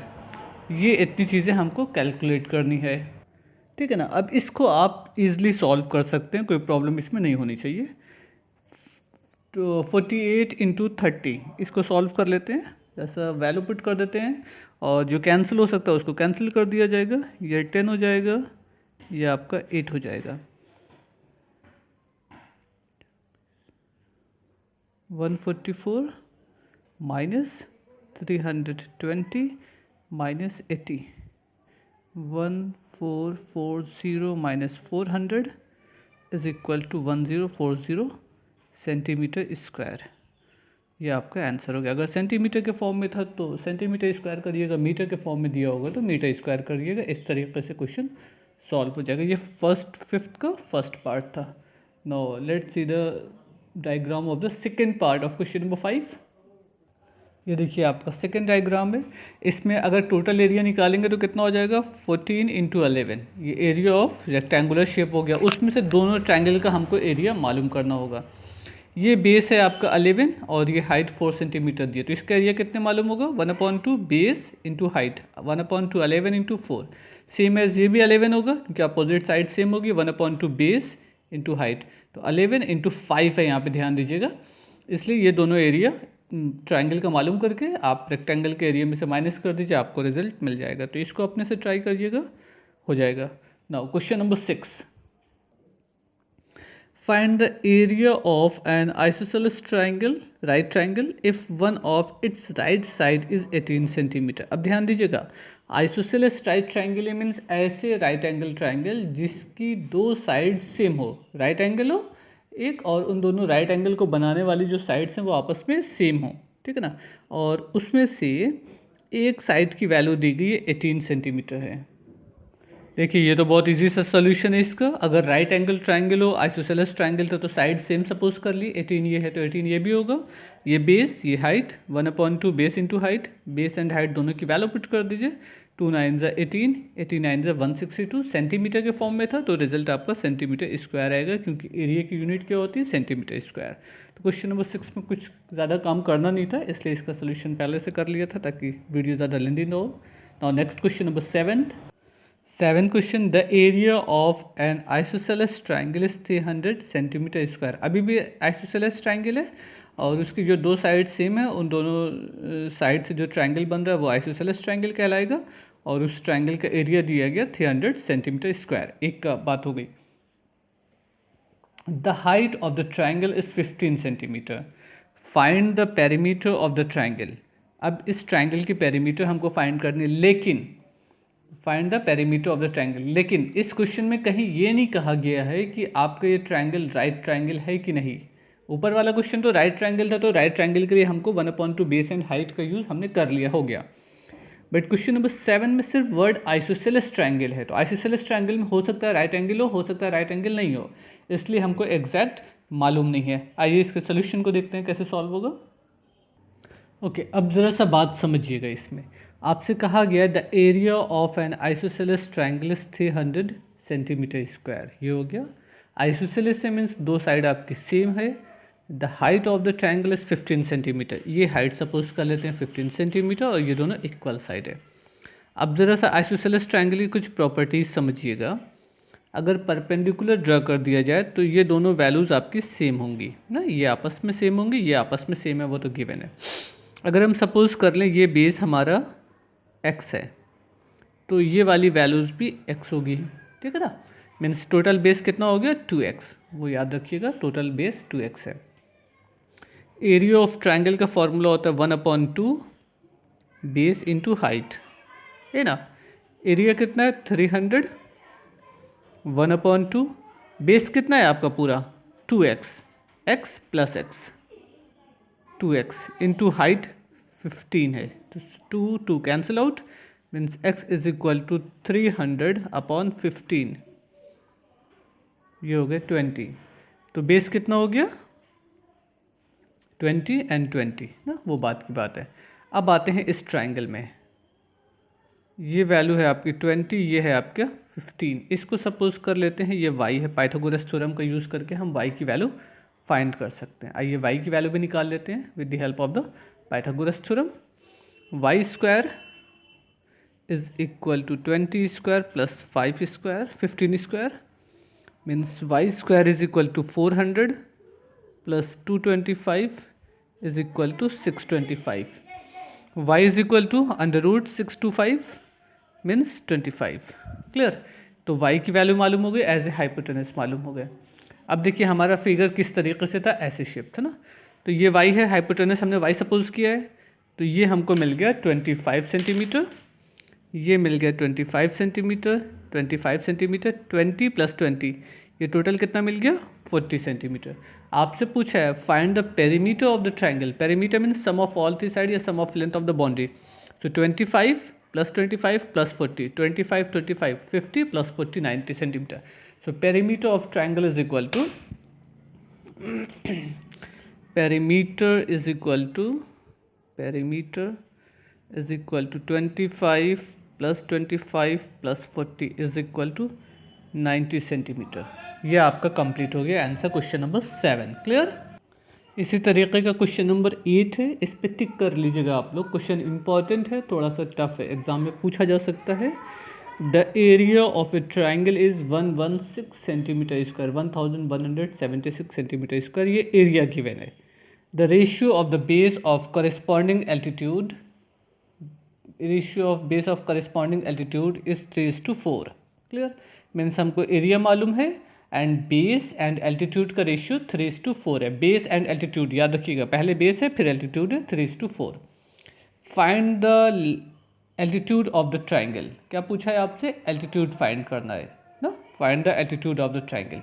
तो अब क्या क्या चीज़ें पहले क्वेश्चन में मालूम है, आइए एक डायग्राम में समझते हैं, उसके बाद इस क्वेश्चन के सोल्यूशन पे डिस्कस करेंगे।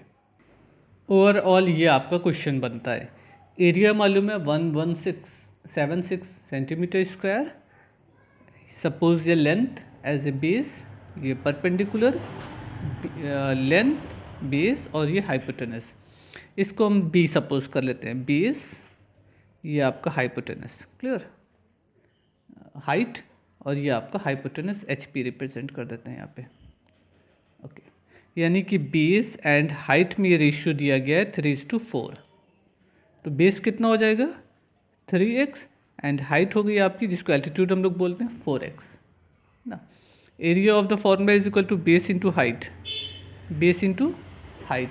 अब इसमें बेस की वैल्यू पुट कर देंगे 3x एंड हाइट की वैल्यू पुट कर देंगे 4x, उसके बाद हमको इसकी वैल्यू निकालनी होगी। तो अब आइए ज़रा सा क्वेश्चन को समझते हैं कि क्या क्या हमसे कहा गया है और क्या क्या हमसे पूछा जा रहा है। तो हमको ये क्या मालूम है कि एरिया मालूम है, बेस सपोज कर लिया 3x, हाइट या एल्टीट्यूड 4x, क्योंकि रेशियो 3:4 है, तो रेशियो को कॉमन नंबर से हम मल्टीप्लाई कर सकते हैं, कोई प्रॉब्लम नहीं होगा। अब ज़रा सा एरिया की जगह पे 1176 पुट कर देते हैं, 1/2 वैसे ही रहेगा बेस की जगह पे, और हाइट की जगह पर, बेस की जगह पे 3x एंड हाइट की जगह पे 4x की वैल्यू पुट करके देखते हैं कितना आता है। आइए इसको रखते हैं। ओके, अब देखिए हमने बेस रख दिया और यहाँ पर दोनों की वैल्यू पुट कर दी। इसको कैलकुलेशन आपकी जैसी मर्जी आप वैसे कर सकते हैं। 2 2 4, 3 2 6। अब 1176 को हम 6 से डिवाइड कर देंगे, उसके बाद हमको क्या रिजल्ट मिलेगा, ये 1176 divided by 6 is equal to 196। एक चीज़ ध्यान दीजिएगा, ये मिस्टेक हो सकती है, x multiplied by X is equal to X square मिलेगा, ठीक है ना। Means X square is equal to 196, तो यहाँ से स्क्वायर हटेगा तो ये स्क्वायर रूट में आ जाएगा, is equal to 196 divided by 196, square root of 196 is equal to 14। अब हमने बेस क्या सपोज किया था 3x एंड हाइट 4x, तो 3 into value of x, 3 into 14 42 and height 4x, 4 into 14 56। तो हमको दो चीज़ें मालूम हो गई, यहाँ से बेस की वैल्यू मालूम हो गई, बेस हमको मिल गया 42 एंड हाइट हमको मिल गई, या एल्टीट्यूड कह दीजिए 56। पाइथागोरस थ्योरम का यूज़ करके हम हाइपोटेनस की वैल्यू फाइंड कर सकते हैं। तो आइए वापस चलते हैं सोल्यूशन पे, बेस एंड हाइपोटेनस हमारा मिल गया। ये इतनी बातें आपसे पूछी थी। देखिए क्वेश्चन में सिर्फ ये कहा था फाइंड द एल्टीट्यूड, तो एल्टीट्यूड ही आपका एज ए हाइट को रिप्रेजेंट करे तो 56 सेंटीमीटर आपका रिजल्ट हो जाएगा। बट सपोज कर लीजिए आपसे कह देता कि फाइंड द पेरीमीटर, तो पेरीमीटर के लिए क्या करते हैं हम, अगर हमारे पास किसी भी ट्राइंगल की दो साइड मालूम है तो थर्ड साइड की वैल्यू हम निकाल लेते पाइथागोरस थ्योरम का यूज़ करके, फिर सबको ऐड कर लेते तो हम पेरीमीटर निकाल सकते थे। तो ये पोर्शन आपके पूछा नहीं गया है, बट इसको सिर्फ इसलिए सॉल्व कर दिया कि इन केस क्वेश्चन इस तरीके से बन जाए आपका, तो आप इसको भी सॉल्व कर ले जाइए। तो हाइपोटेनस की वैल्यू निकालिएगा पाइथागोरस का यूज़ करके, और जब एच की वैल्यू मालूम हो जाएगी तो पेरीमीटर इज इक्वल टू सारी साइड को ऐड कर देंगे तो हमको मालूम हो जाएगा कि हमारा पेरीमीटर ऑफ ट्राइंगल क्या है। ठीक, इन केस ये क्वेश्चन बन सकता है। अभी सिर्फ एल्टीट्यूड तक पूछा था, 56 आपका सफिशिएंट आंसर है, बट इन केस पेरीमीटर भी पूछ ले तो उसके आगे इसी तरीके से क्वेश्चन को सॉल्व करना है। Clear? Now next question number 8, sorry question number 9, 8 तो हो गया। Find the area of the quadrilateral ABCD where BD is equal to 22 centimetre, CE 7 centimetre, AF 6 centimetre. तो सबसे पहला काम तो ये ट्रायंगल बना हुआ है। इस क्वेश्चन में देखिए कि क्या क्या हमको मालूम है।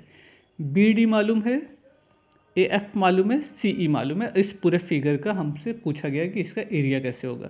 तो अब ये पूरा फिगर देखिए दो ट्रायंगल में है। एक ट्रायंगल तो आपका ये है ABD और एक ट्रायंगल आपका ये है। तो अगर इस तरीके से समझिए बात को पहले कि ये ट्रायंगल ये इतना है, ठीक है ना। तो ये बेस हो गया इनटू हाइट, बेस की वैल्यू मालूम है ना, BD की वैल्यू कितनी है 22, और ये CF एज ए हाइट है, तो 1/2 बेस इंटू हाइट करेंगे तो हमारा ये ट्रायंगल एरिया मालूम हो सकता है। इसी तरीके से नीचे की तरफ जो ट्रायंगल है इसका ये बेस कहलाएगा, ये हाइट को रिप्रेजेंट करेगा, तो बेस इंटू हाइट कर देंगे तो हमारे इस ट्रायंगल का एरिया मालूम हो जाएगा। ऊपर जो ट्रायंगल है वो प्लस ये ट्रायंगल दोनों को ऐड कर लेंगे तो टोटल शेप जो भी गिवन है उसका एरिया मालूम हो जाएगा। सो let's see the solution of question number 9। Okay, ये क्वेश्चन हो गया, उसका फिगर है। हमको BDC का एरिया निकालना है ना। BCD का एरिया 1/2 बेस, 1/2 बेस, BD कितनी है 22 इंटू हाइट, CF मीन 6, ये कैंसिल हो जाएगा, 66 सेंटीमीटर स्क्वायर। ये तो ऊपर का ट्रायंगल का एरिया हो गया। इसी तरीके से ABD का एरिया निकालेंगे, 1/2 base, BD again 22 and height AF is equal to 6, नहीं CE ना, सॉरी यहाँ पे E है, ये F है, C से E आ रहा है, यानी कि CE की वैल्यू है यहाँ पे दी गई है CE एज ए 7, तो ये 7 हो जाएगा, ये आपका 77 आएगा, और ये वैल्यू दी गई है 6, तो ये 66 आएगा, 66। अब दोनों को ऐड कर लीजिए, टोटल एरिया या area of the figure, total area is equal to 77 plus 66 is equal to 143 centimetre के फॉर्म में, तो सेंटीमीटर स्क्वायर। ओके, ये तो क्वेश्चन नंबर 9 वेरी इजी था। Now let's see the next question, question number 10।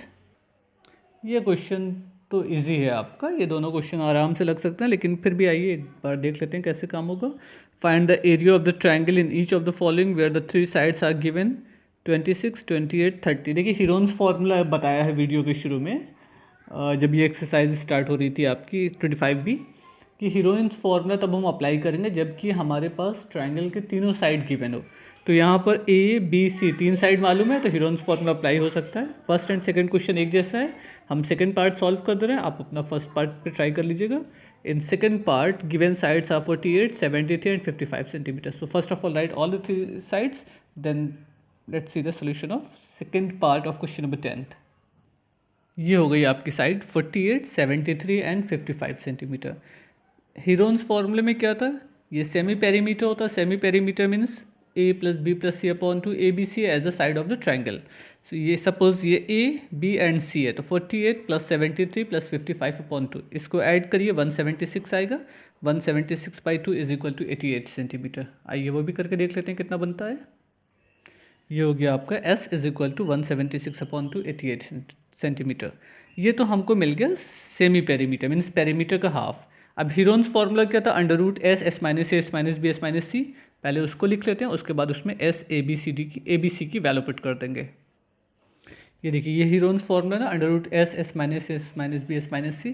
अब इसमें S की value क्या होगी 88, S minus A 88 minus first length, S minus B 88 minus second value, S minus C 88 minus 55। अब इसको आप किसी भी तरीके से जैसे सॉल्व करना चाहिए, कैलकुलेशन आपका अपना है, जो मैं बता रहा हूँ आप वैसे भी ट्राई कर सकते हैं या अपना खुद से अप्लाई कर लीजिए, आपको रिजल्ट सेम मिल जाएगा। 88 माइनस कर दिया 40, 15 एंड 33। अब इसको आपके पास दो ऑप्शन है इसको सॉल्व करने का। पहला ऑप्शन तो ये है कि हम इसको मल्टीप्लाई करें और इसका स्क्वायर रूट निकाल दें। दूसरा ऑप्शन ये है कि इसको प्राइम फैक्टराइज कर लें या किसी फैक्टर के फॉर्म में ब्रेक कर लें और देखें कि कहाँ पेयर बन जाएगा। पेयर बनेगा तो स्क्वायर रूट हो जाएगा ईजिली। हमने 88 को मल्टीप्लाई कर लिया 8 इंटू 8 11 के फॉर्म में, 80 divide into 8 into 5, 15 5 into 3 and 11 into 3। ये हमारा फैक्टर बन गए। अब स्क्वायर रूट का बेसिक कॉन्सेप्ट होता है कि अगर रूट के अंदर कोई भी नंबर दो बार आ रहा है तो एक बार उसमें से बाहर हो जाएगा। तो देखिए 8 एंड 8 ये आपका दो बार है ना, तो इसमें से एक 8 को हम बाहर निकाल सकते हैं बट वो रूट के बाहर आ जाएगा। इसी तरीके से 11 इंटू 11 ये भी दो बार है, इसमें से भी एक 11 बाहर आ जाएगा। ये हमारा यूज़ हो चुका है। नेक्स्ट 5 में से एक 5 बाहर आ सकता है एंड बचे हुए दोनों 3 में से एक 3 बाहर आ जाएगा। तो ये हमारा स्क्वायर रूट हो गया। अब इसको मल्टीप्लाई कर लीजिए, आपको सीधा सीधा तो रिजल्ट मिल जाएगा। कितना आएगा मल्टीप्लाई करने पर? 1320 सेंटीमीटर स्क्वायर। बाकी कैलकुलेशन आपका अपना है, वो कोई मसला नहीं है कि आप इसी तरीके से लगाइए किसी और तरीके से। यहाँ पे मैंने ट्रायंगल का शेप बना दिया, इसका सेंस होता है एरिया ऑफ ट्रायंगल। क्लियर? तो ये हो गए आपके 10th क्वेश्चन। इसी तरीके से 11th क्वेश्चन को भी सॉल्व करिएगा। तो एक्सरसाइज ए एंड बी आपकी यहाँ पे कंप्लीट होती है। आइए एक्सरसाइज सी में भी देख लेते हैं कि क्या दिया गया है उसमें। अब इस एक्सरसाइज में देखिए आपको area of parallelogram and area of rhombus के बारे में डिस्कस करना है। Simply area of parallelogram is equal to base into corresponding height corresponding altitude. Means अगर हम ये बेस सपोज करेंगे तो ये हाइट को रिप्रेजेंट करेगा, अगर ये बेस होगा तो ये हाइट को रिप्रेजेंट करेगा। इस तरीके से बेस के रिस्पेक्ट में जो भी हाइट होगी वो हमको लेना है। ठीक है, तो ये मत समझिएगा हमेशा कि हाइट आपकी ऐसे ही होगी, डिपेंड करेगा बेस आपने किधर का लिया उसके रिस्पेक्ट में एल्टीट्यूड या हाइट क्या रिप्रेजेंट की जाएगी। बट एरिया ऑफ पैरेललोग्राम होता है बेस इंटू हाइट। ये तो पैरेललोग्राम की बात हो गई। आइए रोम्बस के बारे में थोड़ा सा देख लेते हैं। रोम्बस के बारे में आप जानते हैं कि rhombus means such type of parallelogram whose all four sides are equal. तो रोम्बस के तो सारी साइड सेम होती है, तो बेस तो सेम हो गया सबके। हाइट का मसला यहाँ पर यह है कि अगर से आपको हाइट मालूम है तब तो हम रोम्बस या पैरेललोग्राम कोई फॉर्मूला अप्लाई कर देंगे, हमारा रिजल्ट मिल जाएगा। बट अगर ऐसा नहीं है तो रोम्बस की एक प्रॉपर्टी और होती है कि जो रोम्बस के डायगोनल होते हैं वो एक दूसरे को बाइसेक्ट करते हैं एट राइट एंगल। तो अगर डायगोनल की लेंथ मालूम है तो भी रोम्बस का फॉर्मूला लगा सकते हैं 1/2 प्रोडक्ट ऑफ द डायगोनल, मतलब first diagonal into second diagonal. एक बात, और अगर जो भी डायगोनल की लेंथ है उसका हाफ कर देंगे तो ये दोनों इक्वल हो जाएगा। मीन्स ये पूरे लेंथ का हाफ करेंगे तो ये और ये मालूम हो जाएगा, इस पूरे लेंथ का हाफ करेंगे तो ये और ये मालूम हो जाएगा। तो रोम्बस का डायगोनल मालूम होगा तो भी एरिया निकाला जा सकता है, और बेस मालूम होगा, हाई एल्टीट्यूड मालूम होगा तो भी एरिया निकाला जा सकता है। तो रोम्बस के लिए दो फार्मूला है। आइए एक्सरसाइज को देखते हैं तो बात ज़्यादा और क्लियर हो जाएगी। Now exercise 25C first question. Now question number 1, find the area of each of the following parallelogram whose base 340 mm and height 17 centimetre. देखिए एरिया ऑफ पैरेललोग्राम पूछा है तो पैरेललोग्राम का जो फॉर्मूला होता है वो लगाएंगे, but base given in millimeter and height in centimeter, so change both the dimension in same unit, otherwise it is not possible to find the area. First change millimeter into centimeter, 10 millimeter is equal to 1 centimeter ना, video के शुरू में हम लोगों ने discuss किया था dimension से लेंथ या मेजरमेंट से रिलेटेड। तो 340 mm को डिवाइड कर दिया जाए अगर 10 से तो वो सेंटीमीटर में कन्वर्ट हो जाएगा, ये ऑलरेडी सेंटीमीटर में है। उसके बाद इसको सॉल्व किया जा सकता है। आइए फर्स्ट क्वेश्चन से स्टार्ट करते हैं। ये हो गया आपके 25 एक्सरसाइज का फर्स्ट क्वेश्चन। अब इसमें बेस 340 है, इसको हमने 10 से डिवाइड कर दिया, 340 डिवाइडेड बाई 10। अब ये कन्वर्ट हो गया सेंटीमीटर में, मीन्स कितना हो जाएगा 34 centimetre as a base. Area of a parallelogram, area of parallelogram is equal to base into height, base 34 and height 17। इसको मल्टीप्लाई कर लीजिए, जो भी रिजल्ट आएगा वो सेंटीमीटर स्क्वायर के फॉर्म में होगा। तो एरिया ऑफ स्क्वायर आपका हो जाएगा 578 सेंटीमीटर स्क्वायर। तो ये तो बहुत इजी सा क्वेश्चन था, सिंपली फॉर्मूले में रखना है, वैल्यू मिल जाएगी आपको। Now question number 2, the distance the adjacent side of a parallelogram are 5 and 8 metre means जो पैरेललोग्राम है उसकी दो पास की आपस में जो साइड टच है उसकी लेंथ एक की 8 सेंटीमीटर है, एक की 5 सेंटीमीटर है। The distance between the longer side is 4 centimetre. अब जो लॉन्गर साइड है मीन्स 8 सेंटीमीटर वाला लॉन्गर है ना, तो 8 सेंटीमीटर की साइड के बीच की जो डिस्टेंस है वो 4 सेंटीमीटर। Distance between the longer side is 4 metre sorry. What is the distance between the shortest side. अब शॉर्टेस्ट साइड के बीच की डिस्टेंस क्या ये आपको फाइंड करनी है। पहले आइए इस क्वेश्चन को एक फिगर में समझते हैं कि क्या क्या आपको मालूम है और क्या आपसे पूछा जा रहा है, फिर ये देखेंगे कि कैसे सॉल्व किया जाएगा। देखिए इस तरीके का आपका क्वेश्चन है कि ये पैरेललोग्राम है, इसकी एडजेसेंट साइड आपकी 8 एंड 5 सेंटीमीटर है एक बात, और ये कह रहा है कि जो लॉन्गर साइड, अब इसमें से लॉन्गर साइड कौन सी है, 8 सेंटीमीटर वाली लॉन्गर साइड है ना, ये अपोजिट साइड सेम होगी पैरेललोग्राम की, और ये 5 सेंटीमीटर हो जाएगी। तो जो लॉन्गर साइड है उनके बीच की डिस्टेंस है 4 सेंटीमीटर, जो स्मॉलर साइड है उसके बीच की डिस्टेंस आपको मालूम करनी है। तो एक बात अभी ये बोला था कि पैरेललोग्राम का एरिया निकालने के लिए हम जो भी बेस लेंगे उसकी करस्पॉन्डिंग एल्टीट्यूड को रिप्रेजेंट करते हैं। तो अगर ये बेस माना जाएगा तो ये हाइट को बताएगा, अगर ये बेस माना जाएगा तो ये वाली हाइट लेना है। क्लियर? तो एरिया दोनों सूरत में सेम आएगा। तो area of a parallelogram is equal to base into height, ये फॉर्मूला हो गया। हमने अगर ये बेस सपोज किया 8 तो हाइट क्या होगी 4, सो 8 इंटू 4 हाइट हो जाएगी। बट अगर बेस 5 माना जाएगा तो हाइट क्या हो जाएगी x, 5 इंटू एक्स। अब इसको सॉल्व करके हमको x की वैल्यू फाइंड करना है, ठीक है ना। अब ये कैलकुलेशन आपका अपना है, इससे हम डिवाइड कर सकते हैं x is equal to 8 into 4 upon 5, ये हो गए 32/5, 32/5 का सॉरी 32/5 का मीन्स हो गया 5 6 30.4 सेंटीमीटर। तो ये आपका ओवरऑल आंसर हो गया। क्वेश्चन ये भी इजी था, बट थोड़ा सा आपको इसमें ये समझना है कि बेस क्या मानेंगे हाइट क्या होगी, बेस क्या मानेंगे हाइट क्या होगी। दोनों कंडीशन में एरिया आपका सेम होगा। आपने जो बेस माना है उसके करस्पॉन्डिंग हाइट को ले लीजिए, एरिया वहाँ से सेम आएगा। क्लियर? नाउ नेक्स्ट क्वेश्चन, बाकी क्वेश्चन अपने से लगाइएगा। Now question number 6, the area of a parallelogram and square are same. अब ये कहा गया है कि पैरेललोग्राम एक बना दिया जाए और एक दूसरा स्क्वायर बना दिया जाए, उसका एरिया सेम है। कंडीशन क्या है, the perimeter of the square is 84 centimetre.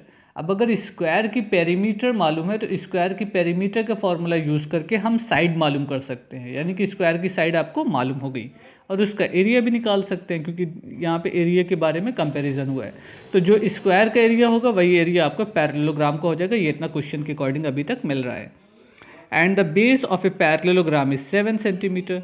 अब पैरेललोग्राम का क्या मालूम है, बेस मालूम है, जबकि पैरेललोग्राम का एरिया कितना होगा, जितना एरिया स्क्वायर का होगा। स्क्वायर का एरिया कैसे निकालेंगे, जब स्क्वायर की साइड मालूम हो जाएगी तो उसके एरिया का फॉर्मूला अप्लाई कर देंगे, एरिया मालूम हो जाएगा। तो ये इतनी चीज़ें हैं। Find the height of a parallelogram. आइए क्वेश्चन नंबर 6 को पहले समझते हैं डायग्राम के थ्रू, उसके बाद इसको सॉल्व करते हैं। नाउ क्वेश्चन नंबर 6, अब देखिए क्वेश्चन में ये कहा गया है कि area of parallelogram is equal to area of square. Means जो पैरेललोग्राम का एरिया होगा वही स्क्वायर का एरिया अभी है, ये इतना गिवन है आपका। एंड बोला गया है कि perimeter of square, perimeter of square कैसे मालूम होगी, पेरीमीटर ऑफ स्क्वायर ये दी गई है, कितनी दी है, perimeter of square is 84 centimetre, ये 84 सेंटीमीटर है। अच्छा, अब हमको ये मालूम है कि जो स्क्वायर की पेरीमीटर होती है वो 4 इंटू साइड होती है, ये फॉर्मूला पढ़ा था ना अभी हम लोगों ने, 84 सेंटीमीटर। तो साइड कितनी हो गई स्क्वायर की, 84 डिवाइडेड बाई 4, 4 2 8, 21 सेंटीमीटर। अब अगर स्क्वायर की साइड मालूम है हमको तो हम स्क्वायर का एरिया भी मालूम कर सकते हैं। एरिया ऑफ स्क्वायर क्या होगा, साइड स्क्वायर से ना, side into side. Area of square हो जाएगा आपका side into side is equal to 441 centimetre square. अब क्वेश्चन में सबसे पहले गिवन था कि area of parallelogram is equal to area of square. अगर स्क्वायर का एरिया 441 है तो पैरेललोग्राम का एरिया भी 441 होगा।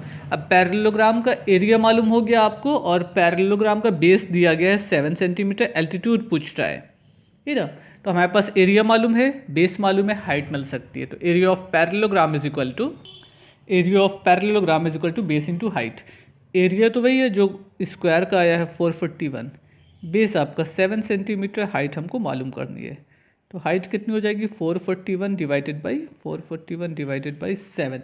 इसको सॉल्व कर लीजिए, आपको रिजल्ट मिल जाना चाहिए 21 centimetre as a height of a parallelogram. Clear? ये क्वेश्चन अच्छा था, इम्पोर्टेंट है, इसको याद रखिएगा। Now next question. Now question number 10। The area of rhombus is 2016 centimetre square and its sides are each equal to 63 centimetre. Find its height.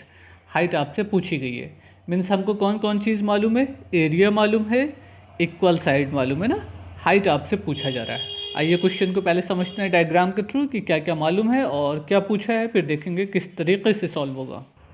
ये हो गया आपका question, area of rhombus 2016 centimetre square, side 63। तो rhombus भी तो आपका parallelogram है ना, तो इसमें हम पैरेललोग्राम का फॉर्मूला लगा सकते हैं, बेस इंटू हाइट या साइड इंटू हाइट का, ठीक है ना। एरिया 2016 है, साइड 63 या बेस 63, हाइट फाइंड करना है। Simply height is equal to 2016 divided by 63। आप इसको 3 से डिवाइड कर लीजिए या 7 से डिवाइड कर लीजिए, हो जाएगा। इसको 3 से डिवाइड कर दें 21, इसको 3 से डिवाइड किया जा सकता है 672, ठीक है ना। अब ये आपका 3 से डिवाइड हो जाएगा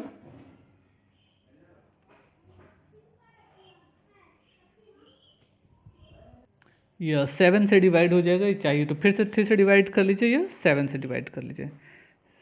3 7 से 21, 3 2 से 6, 3 2 से 6 एंड 3 4 से 12। अब ये 7 से डिवाइड होगा ना, 7 3 ज़ा मीन्स हाइट कितनी हो गई आपकी एज ए 32 सेंटीमीटर। बहरहाल कैलकुलेशन आपका अपना, आप जिस तरीके से सॉल्व करना चाहिए सब एक्सेप्टेबल है, उसमें कोई प्रॉब्लम नहीं है। बट फॉर्मूला सही लिखिएगा, लास्ट में यूनिट सही रखिएगा, बाकी कैलकुलेशन आप अपने मेथड से सॉल्व करिए तो बेटर है। Clear? Now next question, question number 11 of exercise 25C। The perimeter of a rhombus is 40 centimetre and the length of one of its diagonal is 16 centimetre. Find it's area. ये question बहुत important है, 10 11 12, ये last के 3 question. Teachers भी बहुत खुश होते हैं लास्ट के क्वेश्चन देखकर और बच्चे तो परेशान हो ही जाते हैं। तो स्टूडेंट्स के पॉइंट ऑफ व्यू से इसकी प्रैक्टिस ज़्यादा करिएगा, बाकी टीचर्स जो पूछ रहे हैं उसका आंसर तो पेपर में देना है, आप भी बाउंड है। The perimeter of a rhombus is 40 centimetre and length of one diagonal is 16 centimetre. Find it's area. देखिए डायगोनल मालूम है और पेरीमीटर मालूम है, तो रोम्बस की पेरीमीटर भी वही होगी, sum of all 4 side means 4s की वैल्यू, 4 इंटू साइड की वैल्यू दी गई है 40, तो एक साइड आपकी 10 सेंटीमीटर मालूम हो जाएगी 40 डिवाइडेड बाई 4 से। तो हमको साइड मालूम है, हमको एक डायगोनल मालूम है, एरिया पूछा है। तो आइए पहले इसके क्वेश्चन को समझते हैं कि क्या क्या दिया है फिगर के अकॉर्डिंग, उसके बाद इसके सोल्यूशन पे डिस्कस करेंगे। अब ज़रा से इस क्वेश्चन को अच्छे से समझिएगा।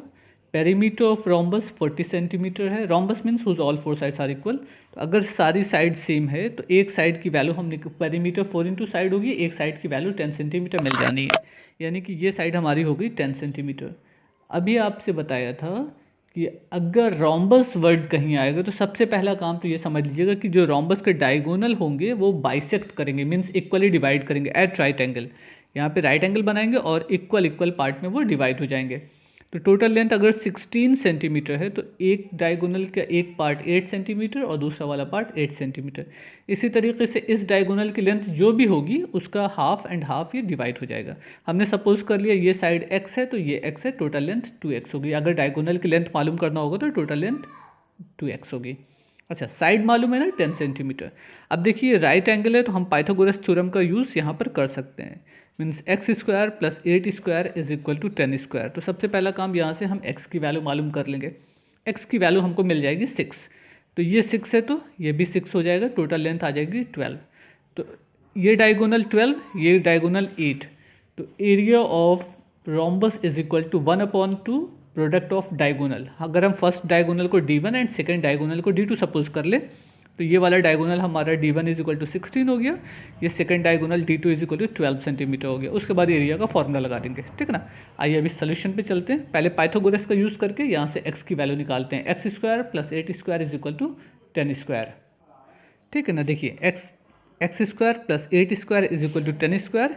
यहाँ से एक्स स्क्वायर की वैल्यू मिल जाएगी 64 plus 100, x square is equal to 100 minus 64 36, यहाँ से स्क्वायर हटेगा तो स्क्वायर रूट लग जाएगा। Square root of 36 is equal to 6 centimetre. Means ये लेंथ कितनी मिल गई आपको 6। इसी तरीके से ऊपर वाली लेंथ कितनी हो जाएगी, वो भी 6 हो जाएगी। टोटल लेंथ कितनी हो गई 6 + 6 12, और ये वाला डायगोनल हो गया 16। तो हम एक डायगोनल D1 सपोज कर लेंगे और दूसरे वाले डायगोनल को D2। तो D1 हो गया 16 एंड D2 हो गया 12 सेंटीमीटर। ये जो सेकेंड डायगोनल है आपका 12 सेंटीमीटर मिल गया। अब एरिया ऑफ डायगोनल होता है 1/2 D1 इंटू D2, या product of diagonal half D1 into D2। ये भी फॉर्मूला होता है। एक फॉर्मूला होता है base into height, but base मालूम है हमको, हाइट तो मालूम नहीं, इसलिए बेस इंटू हाइट का यूज़ नहीं करेंगे। हाफ D1 इंटू D2 का यूज़ कर लेंगे। D1 आपका 16 है, D2 आपका 12 है। दोनों की वैल्यू पुट कर दें, कैलकुलेट कर लें, आपको रिजल्ट मिल जाएगा 96 सेंटीमीटर स्क्वायर। आइए वैल्यू पुट करते हैं। ये हो गया। इस जिस तरीके से भी आप सॉल्व करना चाहिए सॉल्व कर लीजिए। 6 into 16 is equal to 96 centimetre square. ये आपका फाइनल रिजल्ट हो जाएगा। क्लियर। ये हो गया question number 11। Now next question number 12।